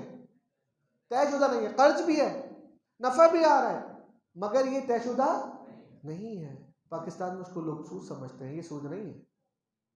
एक और मिसाल देता हूं आपको। सुफियान भाई को मैंने 1 लाख रुपए कर्जा दिया, उनसे कहा 1 लाख ही वापस करना है, ज्यादा नहीं चाहिए मुझे। कहने लगे ठीक है। मैंने कहा मगर एक शर्त है, आपने नई गाड़ी खरीदी है बड़ी खूबसूरत, वो आपकी गाड़ी में 1 दिन के लिए चलाऊंगा, इस शर्त पर मैं आपको क्या दे रहा हूं? कर्जा दे रहा हूं। अब मुझे बताएं क्या ये सूद है या नहीं? कर्ज है? कर्ज है? नफा आ रहा है? किस शक्ल में आ रहा है? किस सूरत में आ रहा है? सर्विस की शक्ल में आ रहा है। गाड़ी चला रहे हैं, में नफा मिल रहा है, सर्विस की शक्ल में मिल रहा है। क्या ये तयशुदा है? पहले से तयशुदा है। ये सूद है। पाकिस्तान में इसको लोग सूद नहीं समझते, ये सूद का मामला है। ये तीनों चीजें जो अगर आपने समझ ली, अब जरा 1 मिनट के लिए इसको सूदी बैंक में हम कयास करते हैं। वहां क्या होता है? वहां जो कहते हैं कि आप अपना 1 लाख रुपए हमारे पास रखवाएं, इस 1 लाख के ऊपर आपको 5,000 रुपए नफा मिलेगा और आपका वो हर महीने मिला करेगा। हर महीने वो अनाउंस करते हैं कि इस महीने आपको 5,000 रुपए मिलेगा, इस महीने 4% मिलेगा, इस महीने 3% मिलेगा, हर महीने बताएंगे आपको। तो मुझे बताओ क्या जो वहां जो रकम रखी जाती है वो कर्ज होती है? होती है। नफा आता है उसके ऊपर? आता है। किस सूरत में आता है? कैश की सूरत में। और वो रकम पहले से तयशुदा होती है? तयशुदा होती है। कर्ज रकम कैसी होती है? कर्ज की सूदी बैंक ये कहते हैं कि रकम हम आपकी रख रहे हैं हमारे अपने पास, अब ये रकम हम चूल्हे में डालें, दरिया में डालें, समंदर में डालें, जहां मर्जी डालें, हमने आपको नफा देना ही देना है हर सूरत में। चुनाचे उसके सूद होने में हमें कोई शक नहीं। अब आपको सूद समझ में आ गया? अल्हम्दुलिल्लाह, अल्हम्दुलिल्लाह। अब आप देखें इसका मुतबादिल क्या है। पूरी दुनिया का निजाम सूद पर चल रहा है, इसका मुतबादिल क्या हो सकता है? आप हैरान होंगे, इसका मुतबादिल कोई आज पेश नहीं हुआ, 50 साल पहले पेश नहीं हुआ। मुतबादिल तो खुद अल्लाह सुब्हानहू व तआला ने पेश कर दिया। क्या फरमाया? अहल्लल्लाहुल बैअ व हर्रम रिबा। क्या मतलब? रिबा तो हराम है, जो हमने 3 चीजें पढ़ ली, ये रिबा का नाम है। हलाल क्या करार दिया? बैअ। बैअ क्या चीज होती है? तिजारत। तिजारत कर लो, वो हलाल है। अब तिजारत क्या होती है? तिजारत 4 तरीकों से होती है मेरे भाई, 4 तरीकों से। एक तरीका ये है कि मैंने ये मोबाइल खरीदा 1,000 रुपए का और 1,500 रुपए में फरोख्त कर दिया। कितने का खरीदा? 1,000 का खरीदा और 1,500 का फरोख्त कर दिया। मुझे बताओ ये क्या चीज है? खरीदो फरोख्त का मामला है, बताओ ये सूद है? इसमें नफ़ा आ रहा है? आ रहा है। नफ़ा तयशुदा है? तयशुदा नहीं है। क्या ये रकम कर्ज की है? कर्ज भी नहीं है, 100% हलाल है। एक तरीका कार ये है खरीदो फरोख्त का, पूरी दुनिया के मामला खरीदो फरोख्त पर चलते हैं। दूसरा तरीका पैसा कमाने का, नफ़ा कमाने का, तिजारत का क्या है? अपनी चीज़ को किराए पर दे दो। आपने गाड़ी किराए पर दे दी, आपने गाड़ी दे दी किराए पर 30,000 रुपये पर मंथ, पूरा महीना। महीने के आखिर में कितना मिलेगा? 30,000 रुपये। मुझे बताओ क्या ये सूद है? क्या कहते हैं आप लोग? सूद है? नफ़ा आ रहा है? नफ़ा तयशुदा है? तयशुदा है। क्या ये रकम कर्ज की थी? कर्ज नहीं है, ये कर्ज तो है ही नहीं, ये भी हलाल है। तीसरी सूरत क्या होती है? फीस। डॉक्टर्स, लॉयर्स, टीचर्स, ये सब हज़रात अपनी फ़ीस लेते हैं, अपनी खिदमात फराहम करते हैं, उस खिदमात के बदले क्या मिलती है उनको? फीस मिलती है। बताओ ये हराम है हलाल है? क्या ये इसमें सूद है? नहीं है। चौथी चीज़ क्या है? पार्टनरशिप। दो भाई हैं, दोनों ने मिलकर 5-5 लाख रुपए डाले, 5-5 लाख रुपए डालने के बाद एक दुकान कर ली और कहा कि जो नफ़ा होगा आपस में तकसीम कर लेंगे, जो नुकसान होगा वो भी हम बर्दाश्त करेंगे। बताओ क्या वो सूद है? आपको पता है ये पार्टनरशिप का जो मामला है, ये खुद आकाए दो जहां सरकार दो आलम हज़रत मोहम्मद मुस्तफ़ा सल्लल्लाहु अलैहि वसल्लम क्या करते थे? हज़रत खतीजा रज़ी अल्लाह ताला अन्हा मक्का की मालदार खातून थी और आकाए दो जहां सरकार दो आलम हज़रत मोहम्मद मुस्तफ़ा सल्लल्लाहु अलैहि वसल्लम को उन्होंने पैगाम भेजा कि ये मेरा माल है, इसको मुल्क शाम में जाकर इसको फरोख्त कर दें। तो इन्वेस्टमेंट किसकी थी? हज़रत खतीजा की। मेहनत कौन कर रहा था? आकाए दो जहां सरकार दो आलम हज़रत मोहम्मद मुस्तफ़ा सल्लल्लाहु अलैहि वसल्लम। तो तय ये हुआ कि जो नफ़ा होगा आपस में तकसीम कर लेंगे। अगर नुकसान हुआ तो नुकसान हमेशा किसका होता है? इन्वेस्टर का होता है, जिसने पैसा लगाया है। इसको कहते हैं हज़रत खदीजा क्या बन गई? रब्बुल माल। क्या बन गई? और नबी करीम सल्लल्लाहु अलैहि वसल्लम का किरदार क्या हो गया? मुज़ारिब का।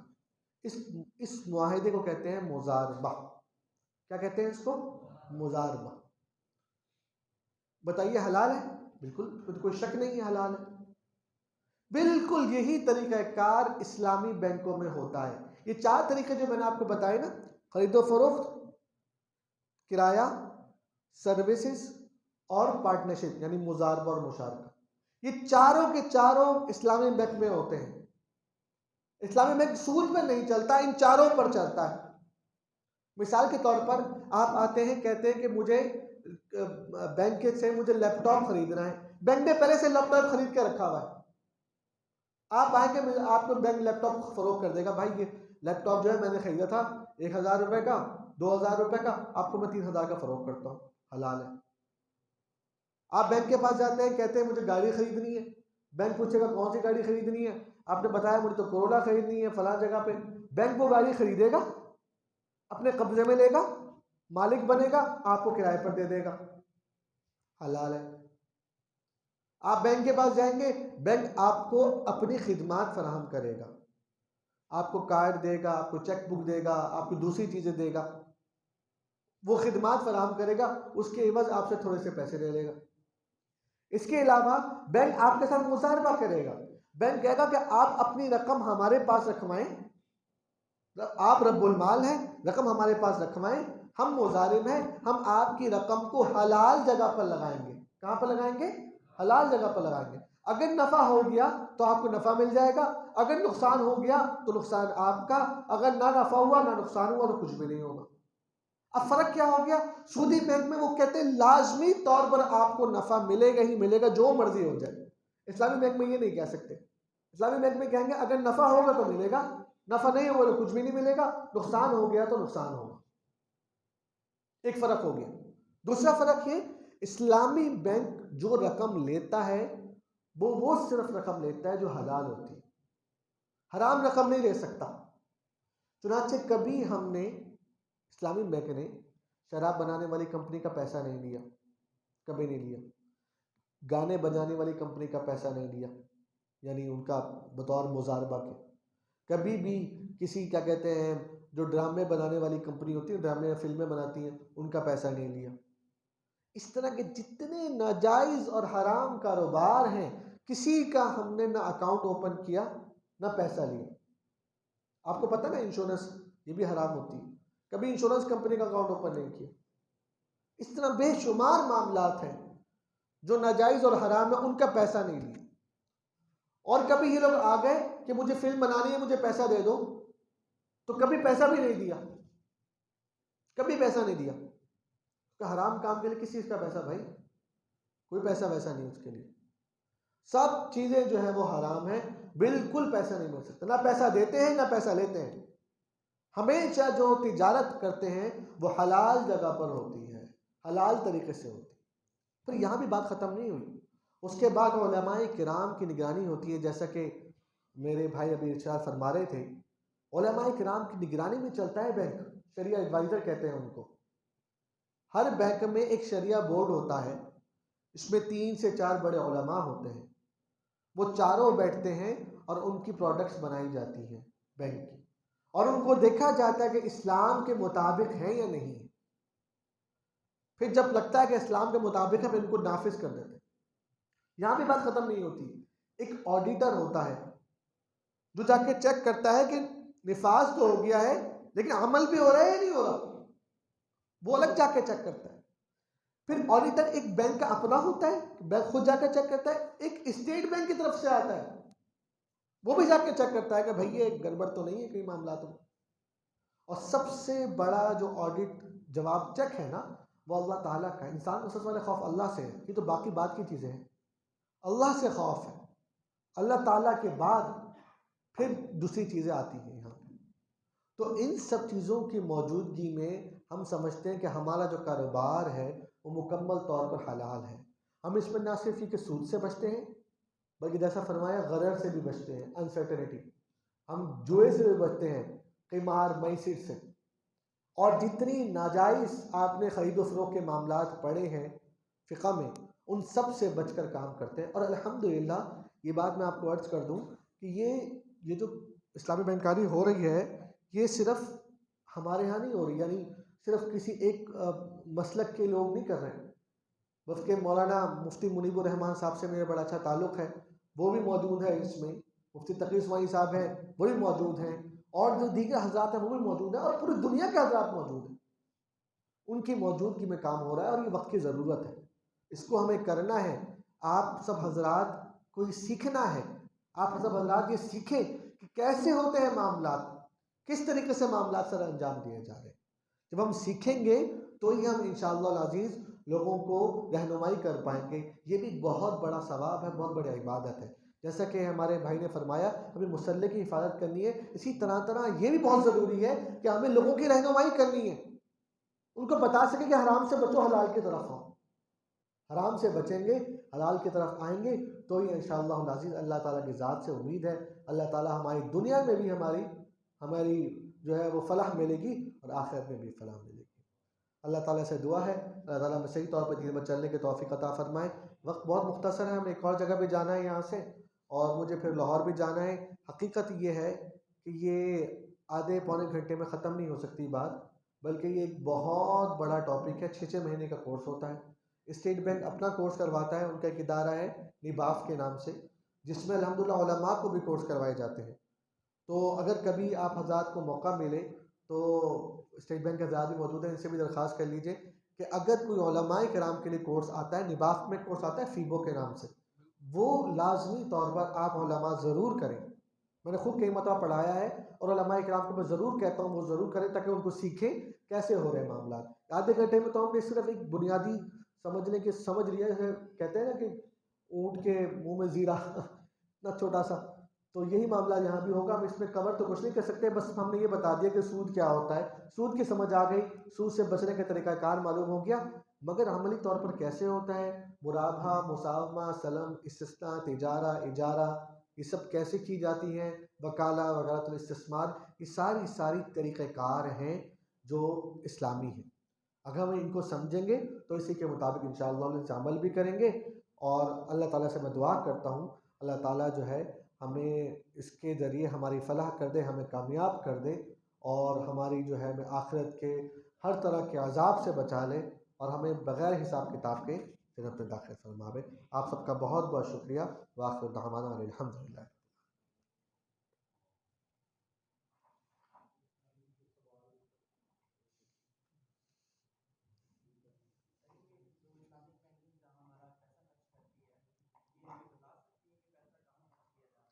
जी,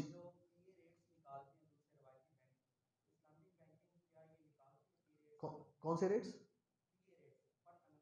पर एनम रेट, अच्छा ठीक है, बिल्कुल सही। हम्म, बहुत अच्छे सवाल है, दोनों सवाल बहुत अच्छे हैं। पहला सवाल आपने किया, पहला सवाल क्या था भूल गया मुझे। हाँ, इन्वेस्ट कहाँ करते हैं। अच्छा, उसमें हम ये करते हैं कि जो भी रकम आती है वो रकम एक पूरा का पूरा एक हमने समझे तालाब बनाया हुआ, पूल कहते हैं उसको। सारी रकम आपने भी रकम दी, आपने भी रकम दी, आपने भी रकम दी, आपने भी रकम दी, सारी रकम उस तालाब में डाल दी। उसका नाम है मुजारबा पूल। हम उस रकम से क्या करते हैं कि अब ये जो है मिसाल के तौर पर ये भाई आए, कहने लगे मुझे गाड़ी लेनी है, तो हमने गाड़ी खरीदी और इनको किराए पर दे दी। फ़र्ज़ करें टोटल 100 रुपये जमा हुए थे, तो 100 रुपये में से हमने 20 रुपये की गाड़ी खरीदी, किराए पर दे दी, इन्होंने किराया अदा करना शुरू कर दिया, किराए की रकम वापस स्कूल में आनी शुरू हो गई। ये भाई आए, कहने लगे मुझे घर खरीदना है, तो बैंक ने घर खरीदा, इनको किराए पर दे दिया, इन्होंने किराया अदा करना शुरू कर दिया। ये भाई आए, कहने लगे मुझे लैपटॉप लेना है, हमने लैपटॉप खरीद कर इनको 20 रुपये का खरीद कर इनको 30 रुपये का फ़रोख्त कर दिया, इन्होंने रकम देनी शुरू कर दी।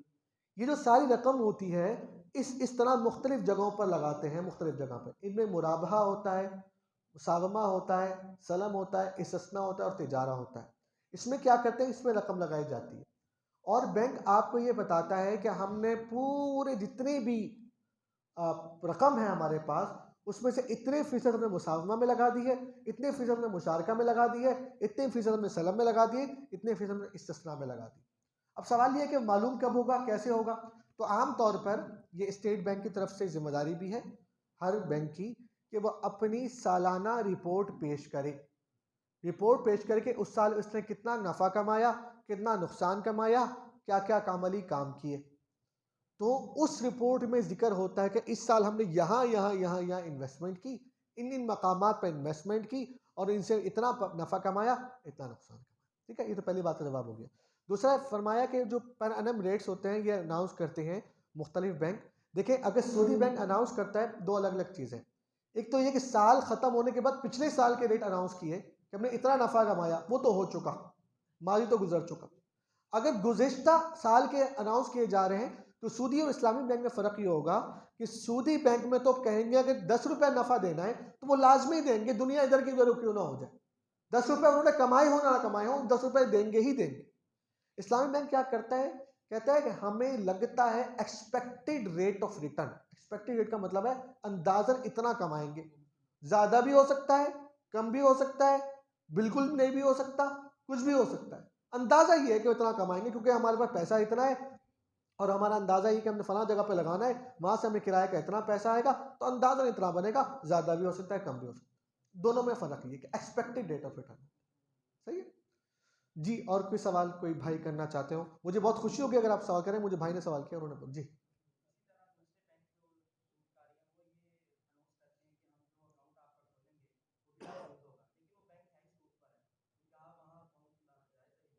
जो सूदी बैंक हैं उसमें उसकी भी दो सूरतें हैं। एक उसकी साइड है इस्लामिक साइड है, विंडो है इस्लामिक विंडो, और दूसरी है उनकी जो नॉन इस्लामिक विंडो है जहाँ पे सूद का कार होता है। अगर सूदी बैंक में अकाउंट खोलते हैं वो तो हराम है, इसमें तो कोई शक नहीं है। मैं सेविंग अकाउंट की बात कर रहा हूँ क्योंकि उसमें नफ़ा आता है। लेकिन अगर इस्लामिक विंडो में जाकर खोल लेते हैं तो उसकी गुंजाइश है, वहाँ पर खोला जा सकता है। किसी भी इस्लामिक विंडो में जाकर खोल लें, वो उलमाए किराम के तरीक़ाकार के मुताबिक खुलती है और उसमें उलमाए किराम मौजूद होते हैं और निगरानी कर रहे होते हैं, तो वो हलाल है, वहाँ खोली जा सकती है जी। और कोई सवाल? मुतनाकिसा, शिरकत मुतनाकिसा इसको कहते हैं डिमिनिशिंग मुशारका। शिरकत मुतनाकिसा ये होती है कि आप मिसाल के तौर पर, मेरे पास एक भाई है ये वाले, ये कहने लगे मुझे घर ख़रीदना है, तो बैंक ये कहता है अच्छा मुझे बताएं घर कितने का है, तो इन्होंने बताया कि सियालकोट में कैंट के इलाके में घर 1 करोड़ रुपए का। मेरे पास जो है टोटल 30% रुपया मौजूद है, यानी 30 लाख रुपए। बैंक कहता है ठीक है 70 लाख रुपए मैं डालता हूँ, 70 लाख रुपए बैंक ने डाले, 30 लाख रुपए कस्टमर ने डाले, आपस में क्या हो गया, मुशारका हो गया। समझ में आ गई यहाँ तक बात। उसके बाद घर खरीद लिया। अब बताइए बैंक कितने फीसद का मालिक है? 70% का। और जो कस्टमर है वो कितने फीसद का मालिक है? 30%। अब बैंक कहता है कस्टमर से कि मैं 70% का मालिक हूं, इस घर में आप रह लो। कौन रह रहा है इसमें? कस्टमर। कस्टमर रुका हुआ रह रहा है वहां पे। तो कस्टमर बुनियादी तौर पर बैंक का जो हिस्सा है उसको इस्तेमाल कर रहा है, कर रहा नहीं कर रहा? 70%। तो बैंक के हिस्से को इस्तेमाल करने की वजह से वो क्या देना शुरू कर देगा? किराया देगा। तो क्या सारी जिंदगी किराया देता रहेगा वो? तो बैंक ये कहेगा तो भाई 70% है ना, ऐसा कर लो हर महीने में तुम्हें 1% हिस्सा भी फरोख्त कर दूंगा। तो पहला महीना आया, पहला फीसद हिस्सा क्या कर दिया? फरोख्त कर दिया। अब जो कस्टमर है उसके पास 31% हो गया और बैंक के पास कितना हो गया? 69 हो गया। अगले महीने क्या हो गया? 32 और 68 हो गया। उससे महीने क्या हुआ? 33 और 67 हो गया। अब देखो मुशारका में तनाकुस पैदा हो रहा है। मुशारका पहले यूं था, अब आहिस्ता आहिस्ता यूं कम हो रहा, कम होते होते एक टाइम आएगा 50-50 हो जाएगा। फिर एक टाइम आएगा बैंक का शेयर बिल्कुल खत्म हो जाएगा। इसे कहते हैं शिरकत मुतनाकिसा। तनाकुस हो रहा है, आहिस्ता आहिस्ता आहिस्ता कमी हो रही, इसे कहते हैं मुशारका मुतनाकिसा। जी हजरत, कोई सवाल आप कहना चाहते हैं?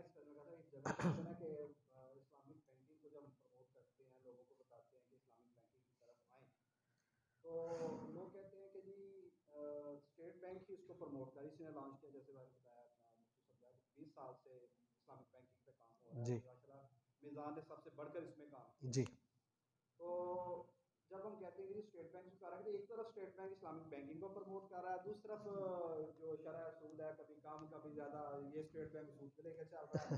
तो ये स्टेट बैंक की डबल पॉलिसी हमें समझ नहीं आती कि एक तरफ कहता है इस्लामिक में जाएं, इस्लामिक की प्रमोशन भी हो रही है, और दूसरी तरफ जो है वो सूद की प्रमोशन भी उसको स्टेट बैंक कर रहा है। तो इसको थोड़े इसका जवाब तो स्टेट बैंक वालों को देना चाहिए। इसमें जो सबसे इम्पोर्टेंट बात है ना, बेसिकली जो इस्लामिक बैंकिंग है ना, that starts with national level. Government ने सबसे पहले शुरू में हम लोगों ने डिसाइड किया जब निज़ाम के बना। अब ये चीज़ है कन्वेंशनल से इस्लामिक में कन्वर्जन स्टार्ट हो गई है। हमारे फुल 5 ऐसे बैंक हैं जो प्योरली इस्लामिक बैंक है। Dubai Islamic bank, Meezan bank, Al Baraka, MCD Islamic, Faysal अभी कन्वर्ट हो रहा है।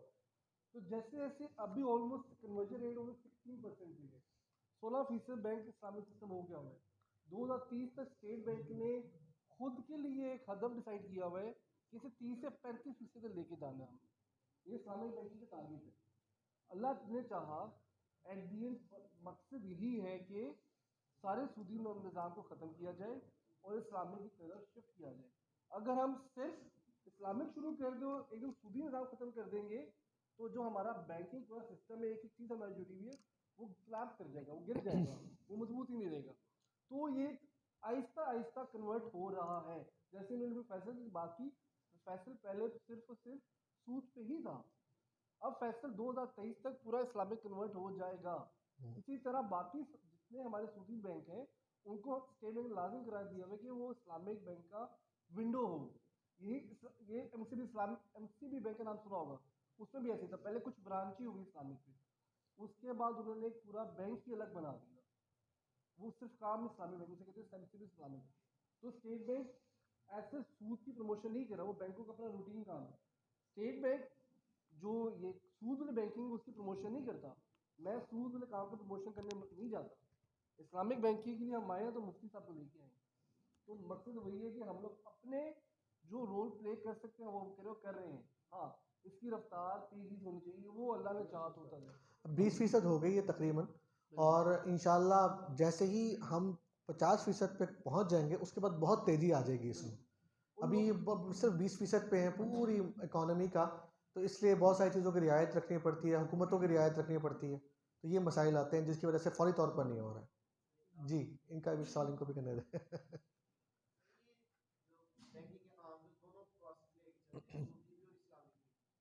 काम करने वाले उधर सारे मेजर ही होते हैं, दोनों मिलके काम कर रहे होते हैं, उनका काम करना वो एक तरफ सूद का भी कर रहे हैं और एक तरफ जो इस्लामिक भी कर रहे हैं, उनके काम करने का क्या होगा?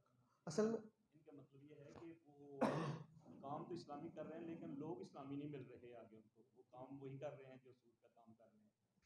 असल में हमारा दो बड़ा अच्छा सवाल है ये वाला। ये मसला हमारे इवन मीज़ान बैंक में भी पेश आ रहा है। मीज़ान बैंक मुकम्मल इस्लामिक है, लेकिन जो जो खेप आ रही है ना हमारे पास, वो सारी सूदी बैंक से निकल कर आ रही है। क्योंकि वजह क्या है, हमारे अपने लोग तैयार ही नहीं है, उनको ये नहीं पता कि सूद क्या चीज़ है। वो लोग, उनको बैंकिंग की समझ है, उनको इस्लाम की समझ नहीं है। हम उनको इस्लाम सिखाते हैं, कहते हैं कान से पकड़ कर बस सिखा देते हैं कि ऐसा करना है। मज़े की बात तब होगी जब हमारे यहाँ जो, जैसे माशाल्लाह आप हजरात हैं, ये तैयार होंगे और इनको इस्लामिक बैंकिंग शुरू से आती होगी। ये सूदी बैंक में जाए बगैर सीधे इस्लामिक बैंक में आएंगे। ये मज़े की बात होगी। अभी जो मसला है वो चल रहा है, वो सूदी बैंक से आते हैं, तो वो जो है वो मसला बनता है। आपका सवाल ये है कि एक जो बैंक है उसमें सूदी बैंक भी है, उसमें क्या कहते हैं इस्लामिक भी है। वही लोग जो सूद में काम करते हैं वही इस्लामिक में काम करते हैं। देखिए, इसको मैं थोड़ी सी वजाहत कर दूं। होता ये है कि जो इस्लामिक डिपार्टमेंट है वो बिल्कुल अलग होता है और सूदी डिपार्टमेंट बिल्कुल अलग होता है। दोनों का आपस में कोई ताल्लुक नहीं। यानी ऐसा नहीं हो सकता जो सूदी बैंक में काम कर रहा है वो इस्लामिक बैंक में भी काम कर रहा है, ऐसा नहीं हो सकता। दोनों अलग अलग होंगे। आपको जाहिरी तौर पर लगा होगा शायद दोनों जगह एक ही जगह काम कर रहे हैं, दोनों बिल्कुल अलग अलग होते हैं, एक दूसरे का कोई ताल्लुक नहीं होता। एक तो है ना कि बाल ब्रांचेस के अंदर इस्लामिक विंडो है, ब्रांच नहीं है उनकी, जैसे स्टैंडर्ड चार्टर्ड है, काउंटर है जी। स्टैंडर्ड चार्टर्ड में एक अलग से इस्लामिक विंडो बना रखी है, वहाँ उसकी इस्लामिक काउंटिंग डील होती है, और जबकि बाकी सारे काउंटर्स उनके कन्वेंशनल को डील करते हैं, जी सूदी बैंक को डील करते हैं। अभी मेरा भी एक अकाउंट यूबीएल के अंदर था, जी कन्वेंशनल था, करंट अकाउंट था, उस पर वो बेनिफिट्स भी दे रहे थे, लेकिन मुझे जब पता चला कि मैंने पूछा कि क्या मेरा ये अकाउंट जो है as it is UBL Ameen Islamic में शिफ्ट हो सकता है? हाँ। उन्होंने कहा जी आपका हो सकता है, आप करवा लें दें। उन्होंने फॉर्म वगैरह फिलअप करवाए, सिग्नेचर लिए मुझे, उन्होंने चेक बुक मेरी वही चल रही है, एटीएम मेरा वही चल रहा है, लेकिन वही बंदा बैठा जो क्वेश्चन था मेरे स्टूडेंट का, सही। कि वही कैशियर बैठा हुआ है, वो कन्वेंशनल को भी डील कर रहा है, कोई यूबीएल अमीन को भी डील कर उसी काउंटर में। हालांकि उनके अलग ब्रांचेस भी हैं, लेकिन कन्वेंशनल के अंदर ये वाकई एक सीट पे बैठा बंदा दो काम कर रहा है। तो जैसे कि हमारी एक ओपिनियन है कि जो बंदा सूदी बैंक का मुआवल बनता है, जैसे सूद में ये भी है ना कि सूद तो हराम है, जी लेना भी हराम है, देना भी हराम है, जी। उसमें गवाही भी हराम है, गवाही भी उसमें हराम लिखना है। भी हराम है, जितने उसमें पार्टिसिपेंट होते हैं वो सारे हरामकारी में ही शामिल बिल्कुल होते सही हैं। कह रहे तो हैं। इसलिए इनकी जो कमाई होती है ना बैंकों की, बैंकर्स की जो कमाई होती है, ये भी हलाल नहीं इसको समझा बिल्कुल जाता, ये सही भी कह मशकूक है, उसको बिल्कुल। मशकूक कह लें या हराम कह लें इसको। तो लेकिन मजबूरी के तहत वो कर रहे हैं हाँ। काम, वो काम कर रहे हैं, लेकिन जो इस्लामिक है उस पर तो हम बिल्कुल डिसाइडेड हैं कि ये बंदे इस्लामिक काम कर रहे हैं, इसलिए इनकी जॉब भी बिल्कुल फेयर है, बिल्कुल इनकी जॉब से जो आमदनी हो रही है वो ये भी भी फेयर ये है। हलाल है, बिल्कुल इसकी हम प्रमोशन करते हैं। और जहाँ एक छोटी सी बात मैं वजाहत करना चाहूँगा कि पहले हमारे मुल्क में जब इस्लामिक बैंकिंग का सिस्टम नहीं था तो हमारी मजबूरी थी, जैसे हमारा जी इदारा है, हमारे इदारे की मजबूरी है कि हमने कन्वेंशनल बैंक के अंदर अपना अकाउंट खोला, क्योंकि अपने पास तो कोई भी पैसा नहीं रख सकता मदरसे का, मस्जिद का, तो इसलिए हमें लामा आला उसको सेव करने के लिए किसी बैंक की जरूरत होती है। हमने बैंक को ज्वाइन किया, बैंक में अकाउंट खोला। तो अब अगर फी ज़माना जब हमारे पास हमारे मुल्क के अंदर इस्लामिक बैंकिंग मौजूद है, हमें कन्वेंशनल की तरफ नहीं जाना बिल्कुल सही चाहिए, कह रहे हमें हैं। इस्लामिक की तरफ जाना चाहिए। बिल्कुल सही लेकिन यहाँ एक मैं रिक्वेस्ट करूँगा, स्टेट बैंक से भी करूँगा, आप चूँकि मीज़ान से तलबते हैं, मीज़ान से भी करूँगा कि ख़ासकर मसाजिद और मदारस, जी। अब ये हमारे मुल्क के दीन के ये कह लें सतून है, किले हैं बिल्कुल। ठीक है जी, ये पिलर है ये। तो इसलिए कम से कम इनके जो अकाउंट जो बैंकों में खुलने के लिए जाएं तो उसमें इतनी इन्वेस्टिगेशन होती है, सही इतनी कह रहे इन्वेस्टिगेशन होती है कि फेड होकर वापस आ जाते हैं। मैं आपको अपनी मिसाल देता हूँ, ऑलमोस्ट 10 मिलियन से मैं काम कर रहा था अपने इदारे के लिए। हम एमसीबी से काम कर रहे हैं, कब से काम कर रहे हैं, ऑलमोस्ट से हमारे इदारे को माशाल्लाह ये 2020 शुरू हो गया है, हमारे इदारे की ये गोल्डन जुबली है, 50 साल मुकम्मल हो गए हमारे माशाल्लाह इदारे, इस इदारे को दारुल हदीस का सियालकोट कैंट को 50 साल हो गए बने हुए। हम ऑलमोस्ट 40 से 45 साल से एमसीबी के साथ काम कर रहे हैं। लेकिन मेरी ये सोच है, जब मैंने इस्लामिक बैंक का स्टेट बैंक ने मौका दिया, पहले मेरे पूरे इदारे को बुलाया, फिर उसके बाद उन्होंने जो निभाव जो आपने कहा कि उसमें मुझे ट्रेनिंग का मौका मिला, मैंने वो एक हफ्ते की वर्कशॉप अटेंड की उधर। लेकिन उसके बाद मैं अपने दारों में आया, अपनी कमेटी से मैंने डिस्कस किया, सब कुछ मैंने किया, इसकी प्रमोशन किया। हालांकि उसी के दौरान मेंबर पर मैं जहाँ जुम्मा पढ़ाता हूँ वहाँ बात आएगी कि हमारे बैंक का ऐलान करते हैं कि आप ये हाजी की तरह से एमसीबी के थ्रू जमा कराएं या यूबीआर के थ्रू जमा करवाएं। तो मैंने भी किसी की हमायत की, मैंने कहा जी देखिए बात यह है कि पहले हमारे पास ये ऑप्शंस मौजूद नहीं थे, अब ऑप्शंस मौजूद हैं, तो लिहाजा आप अपनी हाजी की जो दरखास्त है ना वो कन्वेंशनल बैंक में जमा ना करवाएं, आप इस्लामी में जाके जमा बिल्कुल करवाएं। सही। इसलिए कि ये मेरे इल्म के मुताबिक हमारी जो वजारत मजहबी उमूर है, ये जितना पैसा उम्रों की मद में, जितना पैसा हज की मद में इनको आता है, इसको सारा इन्होंने पीएलएस अकाउंट में रखा हुआ है, इससे वो सूदी बैंककारी करते हैं और इसी सूद जो अर्न करते हैं ये सूद, उससे पूरी वजारत चलती है, उनकी तनख्वाहें भी उसी सूद से अदा की जाती है। सही। वो भी किसी इस्लामिक बैंक में नहीं गए हैं, वजारत हज वाले भी। नहीं, अब फर्क पड़ गया, अब तब्दीली आ अब गई। आगे चले को सोच आई को बोल पड़ा होगा। तो मैंने मिंबर पर उस वक्त बात की कि आप अपनी हाजी की ज़कात से जमा करवाएं तो आप इस्लामिक बैंक में जमा बिल्कुल करवाएं। सही या बात तो है। पहले तो हमारे पास ऑप्शन ही था, जरूरत है कहीं ना कहीं तो जाना था, लेकिन अब ऑप्शन मौजूद। अब हमारी छुट्टी नहीं होनी, अब हमारी रिहाई नहीं होनी। लेकिन मैं अपने इदारे का अकाउंट जब मीज़ान बैंक में लेके गया तो मेरे मीज़ान बैंक ने बहुत सारी उस पर क्यूरीज लगाई। मैंने 1 2 3 4 जितनी क्यूरीज कहते हैं कि मैं उसको पूरी करता गया, डॉक्यूमेंट्स फाइल का पेड भरना मैं भरता गया करता गया। इतना बुलंदा मेरे पास बैंक का वो तैयार होगा। बायोमेट्रिक 22 बंदे हमारी मैनेजमेंट के, सबके मैंने उधर करवाए। मैं अपना भी अकाउंट मीज़ान में चल रहा है, माशाल्लाह। मोटिवेटेड भी था। मैं लेके गया मीज़ान बैंक में, तो लेकिन मीज़ान बैंक से फिर जोनल में, जोनल फिर डिस्ट्रिक्ट में, डिस्ट्रिक्ट डिवीजनल ऑफिस में, वहाँ से फिर ये केस वापस आ गया। उन्होंने क्यों आखिर पे जाकर एक उन्होंने क्यूरी दी, कहते जी आपकी चूँकि एफिलिएशन जो है वो बेरा के साथ है, ठीक है, और रजिस्टर्ड नहीं है वो भी रजिस्टर्ड है। अच्छा। वो आप उनकी जो रजिस्ट्रेशन है वो भी लेके आए, उनकी जो मैनेजमेंट है उनका भी प्रूफ लेके आए, उनकी डिटेल लेके आए। तो फिर हमने कहा भी कि हम इतनी डिटेल तो नहीं दे सकते। अब उसकी मैं एक हमारी मैनेजमेंट ने उसका ये जवाब दिया, लेकिन यार ये तो कोई तुक नहीं बनता कि अगर हम हमारा इदारा है, अगर इसकी एप्लीकेशन गुजरावाला बोर्ड से हो जाती है, पंजाब यूनिवर्सिटी से एप्लीकेशन कर लेते हैं हम, तो फिर हम अगर रजिस्ट्रेशन के लिए अगर बैंक में जाते हैं अपने अकाउंट के लिए, तो क्या बैंक हमें कहेगा भी गुजरावाले की जो मैनेजमेंट है जो उसको बोर्ड को रन कर रही है वो उसका रिकॉर्ड लेके आओ सारा, या पंजाब यूनिवर्सिटी कर रही है उसको लेके आओ, वो कभी नहीं मानेंगे हमें। लेकिन फिर हमें क्यों प्राइज किया जा रहा है कि ना फिर हम वो लेके आए। उस वजह से हम फेडअप होके हम एक कदम पीछे आए, और मैं इतना इससे डिसहार्ट हुआ, मैं इतना इससे डिसहार्ट हुआ, मेरे सारे स्टाफ मेंबर गवाएं बैठे हैं। हम इससे पहले अपनी सैलरीज को कैश में डिलीवर किया करते थे, लेकिन चूंकि आने वाला अपने एफपीआर के कुछ इशूज आ रहे हैं, इसलिए हमने कहा भी सारे अकाउंट अपने एफसीपी में खोल लें ताकि हम एक ही चेक से सबके अकाउंट्स में सैलरी ट्रांसफर कर दिया करेंगे। अब हम पिछले कुछ 6 महीनों से ये काम कर रहे हैं, लेकिन क्यों कर रहे हैं, इसमें मीज़ान बैंक ने हमें जो क्यूरीज दी थी हम उसको पूरा करने से कासिर थे। तो जब हम इस्लामिक बैंकिंग की प्रमोशन की तरफ जा रहे हैं तो फिर कम से कम मसाजिद और मदारस को तो वेलकम करना चाहिए। हज़रत आपकी बात ना 100% दुरुस्त है, इसमें मुझे खुद भी शिकवा है। मसला ये मीज़ान बैंक का नहीं है, ये मसला ये पीछे से है, और ये मीज़ान बैंक ने खुशी से नहीं किया, बल्कि मैं बताऊं मेरे रेफरेंस से कई मतलब मैंने मदारिस का कहा कि इनका अकाउंट ओपन करें, उनका अकाउंट भी ओपन नहीं हुआ। मसाइल क्या हैं कि ये जो अब FATF के मसाइल खड़े हुए हैं उनकी वजह से ये सारा बोझ पड़ा है स्टेट बैंक की वजह से बोझ इनके पर आ गया सारा। कोई फिर मेरा पहला क्वेश्चन आता है कि अब गवर्नमेंट अगर इस्लामिक बैंकिंग को चाहती है कि हमारे मुल्क में इस्लामिक बैंकिंग आए, फिर उसको ये जितने बैरियर्स हैं बिल्कुल हटाने दुरुस्त, होंगे। आपके पास स्टेट बैंक अगर चाहता है कि वो इस्लामिक बैंकिंग प्रमोट करे तो फिर उनको ये बैरियर से हटाना होगा। कम से कम मसाजिद, देखिए हमारे इदारे की हर साल रजिस्ट्रेशन रिन्यूअल होती है, हम ऑडिट करवाते हैं, ऑडिट की रिपोर्ट सबमिट करते हैं गवर्नमेंट ऑफ पाकिस्तान को, उसके बिहाफ पे हमारी हर साल रजिस्ट्रेशन रिन्यू होती है। जब गवर्नमेंट सारा रिकॉर्ड लेती है, जब जी चाहता है गवर्नमेंट आती है, दरवाजा खटखटाती भी नहीं है, तोड़ के अंदर आ जाती है, तोड़ के अंदर आ जाती है कि हमने आपको आपका इदारा चेक करना है। उनका बात चले, बच्चों के संदूक पड़े उसके ताले तोड़ के अंदर चेक करते हैं जबरदस्ती। सही कह रहे हैं। जब ये CTD का डिपार्टमेंट, उसने लास्ट से लास्ट ईयर जब उन्होंने इंक्वायरी की कि जी आपकी रिव्यू तब होगी जब आपकी सबकी कर लेंगे, बच्चों की सबकी इंक्वायरी कर ली, मेरे 22 बंदे, मेरे 17 के स्टाफ, 37 38 बंदों का मैंने CTD को रिकॉर्ड दिया। CTD ने उस पर रिकॉर्ड के लिया, करते क्या है, उनके एसेट्स क्या है, उनकी इनकम क्या है, एड्रेसेस क्या है, उनके दोस्तों के नाम लिखे, उनके बाल बच्चों के नाम लिखे, उनके रिश्तेदारों के नाम लिखे, हर चीज मैंने करवा दी, हर चीज मैंने करवा दी। फिर भी पुलिस वाले नहीं माने, फिर रिश्वतें देकर, मैं मस्जिद में बैठ के बात कर रहा हूँ कि अपने फेयर काम के लिए सब कुछ 100% जेन्युइन काम, मुझे पता है इदारों में फेक काम भी होते हैं, डमी काम भी होते हैं, इदारे अपना ऑडिट कराना भी पसंद नहीं करते हैं, मुझे पता है इनमें बहुत चीजें होती हैं, इनके लिए पॉकेट्स होती हैं इदारों के अंदर, वो काम कर लेते हैं अपनी मर्जी का। लेकिन हम अल्हम्दुलिल्लाह हमारे जो सरपरस्त यहाँ पे हमारे प्रिंसिपल सैयद आरिफ अख्तर साहब, आपके वालिद गिरामी हमारे मोहतरम बुजुर्ग पीर मुर्शिद पीर सैयद नज़ीर हुसैन शाह साहब, आपने, मैं आपको मिसाल देता हूँ कि एक बंदा हमारे पास आके तो 1 लाख रुपया आके तो जमा करवा गया, उसकी रसीद उस दिन वो नहीं ले सका, अगले दिन वो हमारे प्रिंसिपल साहब मौजूद थे, वो आया आकर कहने लगा जी कि मुझे वो रसीद दे दे।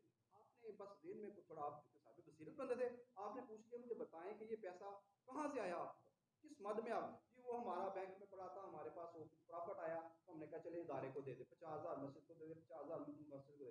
आपने कहा इधर मुझे बुलाया, फौरन 50,000 जो मदरसे में जमा किया रसीद को वापस लेके आओ, वो मस्जिद वाला वापस, आपने ये पढ़ो 1 लाख रुपया इदारों पे मसाजिद पे सूद नहीं लगता, कि ले जाओ हमने वापस ले दो, हमें इसकी जरूरत नहीं है, हम इसको यूज करेंगे। मैं इसका गवाह हूँ, जब उन्होंने हमारी तरबियत इस तरीके से किया कि हम पे कोशिश करते हैं कि यार ये सारे मामले अच्छे से होकर चलें, तो वो रजिस्ट्रेशन के मामले इतने मुश्किल होते हैं, बिल्कुल। ये बैंकों के साथ जाएं इतने मुश्किल होते हैं। अब हम क्या करें, ये हमारी मजबूरी बन गई है और मैं इस पे बहुत ज़्यादा फेड अप, इस्लामिक बैंकिंग में मैं बहुत ज़्यादा प्रमोटेड हूँ। मैं कहता हूँ कि यार ये इस्लामिक बैंकिंग होनी चाहिए। तो जहाँ छूटनी चाहिए, लेकिन दूसरी तरफ हमारे ये जो इश्यूज हैं इनको क्या करें? मैं इस आपकी बात पे मुत्तफिक हूँ, बिल्कुल 100% मुत्तफिक। आपने बहुत अच्छा फीडबैक दिए, इसको मैंने नोट भी कर लिए। एक्टिविटी में जाके मैंने रिकॉर्ड अपने हेड ऑफिस भेजे हैं। मैं जब भी अभी हमने कराची भी जाना है, इस्लामिक बैंकिंग हमारे हेड ऑफिस के साथ मीटिंग हो रही है, उसमें मैं स्पेशल कहूँगा कि मदारिस अगर कुछ असल में करना हमने, अगर एक्चुअल में करना है तो मदारिस और मसाजिद के लिए स्पेशल बैंकों को हदायत स्टेट बैंक दे कि एक चेकलिस्ट बना दे, ये डॉक्यूमेंट आप लेंगे, इसके अलावा कुछ ही नहीं लेंगे। अब वो और अगर मैं पर्सनली कोशिश करूँ ये हो जाए, हमारी आज की महफिल की एक्चुअल अचीवमेंट ये हो हासिल हो जाएगी, बिल्कुल सही है। तो इंशाल्लाह हम इंशाल्लाह। बहुत अच्छा सजेशन नोट कर लिया हमने, तो हम इसको इंशाल्लाह एड्रेस करेंगे। देखिए मैं हमारी ना ये मुल्क के अंदर चला कि राय अनरजिस्टर्ड को बंद किया जाए, ये राय ठीक नहीं है, इनमें दहशतगर्दी होती है, ये होता है, वो होता है। हमारी एक मीटिंग हुई डीपी ऑफिस के अंदर, तो उन्होंने कहा जी ये रजिस्ट्रेशन डिपार्टमेंट के बंदे आपके पास बैठे हुए हैं, आप इनके पास जाएं, अपने मिनट्स रिकॉर्ड बस एक मिनट में वाइंड अप कर रहा हूं, 1 मिनट में। तो कहने लगे जी कि ये रजिस्ट्रेशन के इदारे वाले बंदे बैठे हुए हैं, आपके इदारे रजिस्टर, आप इनके पास जाएं, मसाजिद रजिस्टर करवाएं, इदारे रजिस्टर करवाएं। तो मैं कहा ये बंदे जिसको कह रहे हैं ना, ये बंदा आज हमारे मुल्क के अंदर करप्शन का ये रेट है कि एक इदारे की जो रिन्यूअल फीस हम स्टेट बैंक में जमा करवाएंगे वो 25 रुपये है। 25 रुपये एनुअल फीस है जो स्टेट बैंक में जमा होती है एक इदारे की रिन्यूअल के लिए। लेकिन आज वो हमसे एक इदारे की 1 साल की रिन्यूअल का डॉक्यूमेंट सब कुछ जेन्युइन सब कुछ प्रोवाइड करते हैं, फिर कहते हैं 25,000 रुपये लगेगा। मैं क्या खुदा का खौफ करो, उतना मांगो जितना आगे जाके हिसाब दे सकते हो आप लोग। तो ये इतना तंग कर रहे हैं, इतना तंग कर रहे हैं मदारस को, मसाजिद जिसको इंतहा है। मेरे यानी आपने हमें कुछ गुजरा वाला कुछ बता दें, उन्होंने मुझसे रिक्वेस्ट की कि आप बताना चाह रहे हैं। सर ये बैरियर हटाएं, मैं कहता हूँ आप 20-50 हज़ार के मैं सारे 10 सारी इस्लामिक बैंक में ले आऊँ, मैं ले आऊँगा सर। आप समझ लें कि आप मुद्दे ही मैं आपके साथ वाला मुद्दा है इस मामले में। मैं बाकी बात में शिकवा करता हूँ ये मसाइल। अगर एफएटीएफ की इश्यूज हैं, रिस्ट्रिक्शंस हैं, तो वो तो कन्वेंशनल बैंक लागू तो मदारिस का अकाउंट वहाँ पर मतलब वहाँ मामला है, वहाँ पहला जब बल्कि जब अकाउंट खुला था मेरा इदारा रजिस्टर्ड नहीं था। मेरा इदारा एस्टैब्लिश हुआ है 72 में, मेरा इदारा रजिस्टर्ड हुआ है 84 में। 84 में इदारा रजिस्टर्ड हुआ, उसके अंदर बैंक का अकाउंट नॉन रजिस्टर्ड इदारे का खुला। उसके बाद फिर बैंक ने कहा स्टेट बैंक से इंस्ट्रक्शन आई है कि आप अपने डॉक्यूमेंट दें, लेकिन अल्हम्दुलिल्लाह मेरे पास सारे डॉक्यूमेंट्स खुले।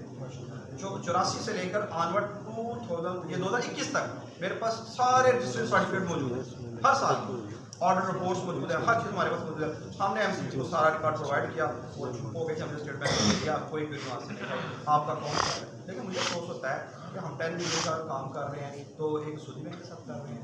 हमने बेशक उसको करंट में रखा हुआ है। मैं आप यहाँ बच्चों को ये भी वजाहत करूँ कि जो कन्वेंशनल बैंक है, ये PLS के नाम पे जो काम करते हैं, ये तो सूद शेयर करके लेते हैं ना, कुछ बैंक वाले ले लेते हैं, कुछ हम ले लेते हैं।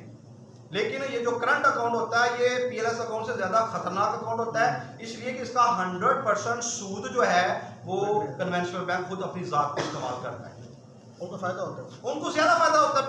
बल्कि बैंक की प्रोग्रेस इस बात से देखी जाती है कि 1 साल के अंदर कन्वेंशनल बैंक ने करंट अकाउंट कितने खोले हैं। PLS में तो उनको शेयर करना पड़ता है ना, उसका 100% लेते हैं। लेकिन जो इस्लामिक बैंक में करंट अकाउंट खोला जाता है वो बतौर कर्जे का खोला जाता है। कर्जे की जैसे मुफ्ती साहब ने वजाहत फरमाई है, उसको वो अपनी इन्वेस्टमेंट का हिस्सा नहीं बनाते।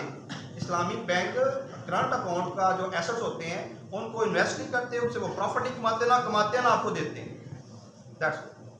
बहुत शुक्रिया सर।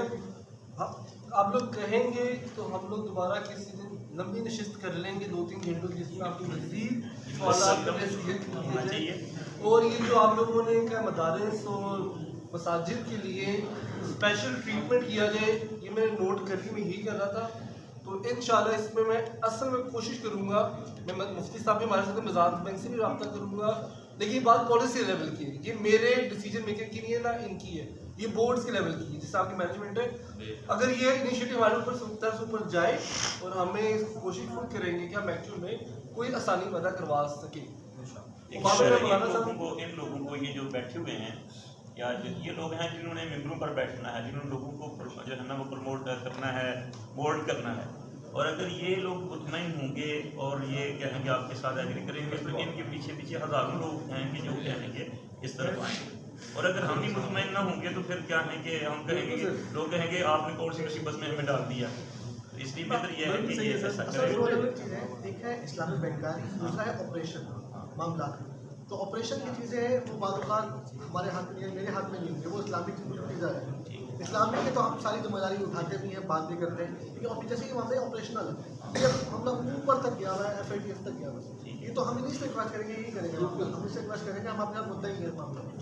तो मैं तो खुद ये चाहता हूँ कि इतने मदारिस हमारे मसाजिद के अकाउंट खुले हुए हैं, फिर उनके आपको पता है मसाजिद की रकम किस कदर नाजुक रकम है, वो अगर कोई पर्सनल अकाउंट अपना पूरे बैठे तो मस्जिद की रकम डाल दे, आप सोचते किस कदर खतरनाक बात है, ये मसले हो रहे हैं, मसले तो हो रहे हैं। ये सारी दुआ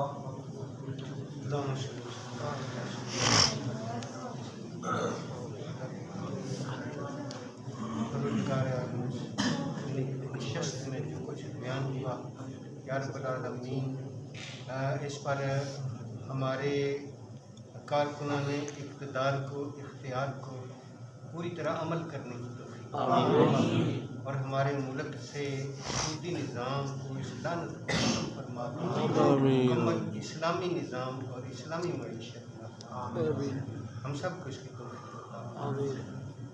हमारे वतन पर, हमारे मुल्क पर, हमारी कौम पर, मज़हब पर, तमाम आलम इस्लाम पर मौलाना सारे सामने बरामदे में चले गए, आपके चाय का और थोड़ा इंतजाम किया है, इंतजार में आराम से ये 100 मेंबर आप मेरे को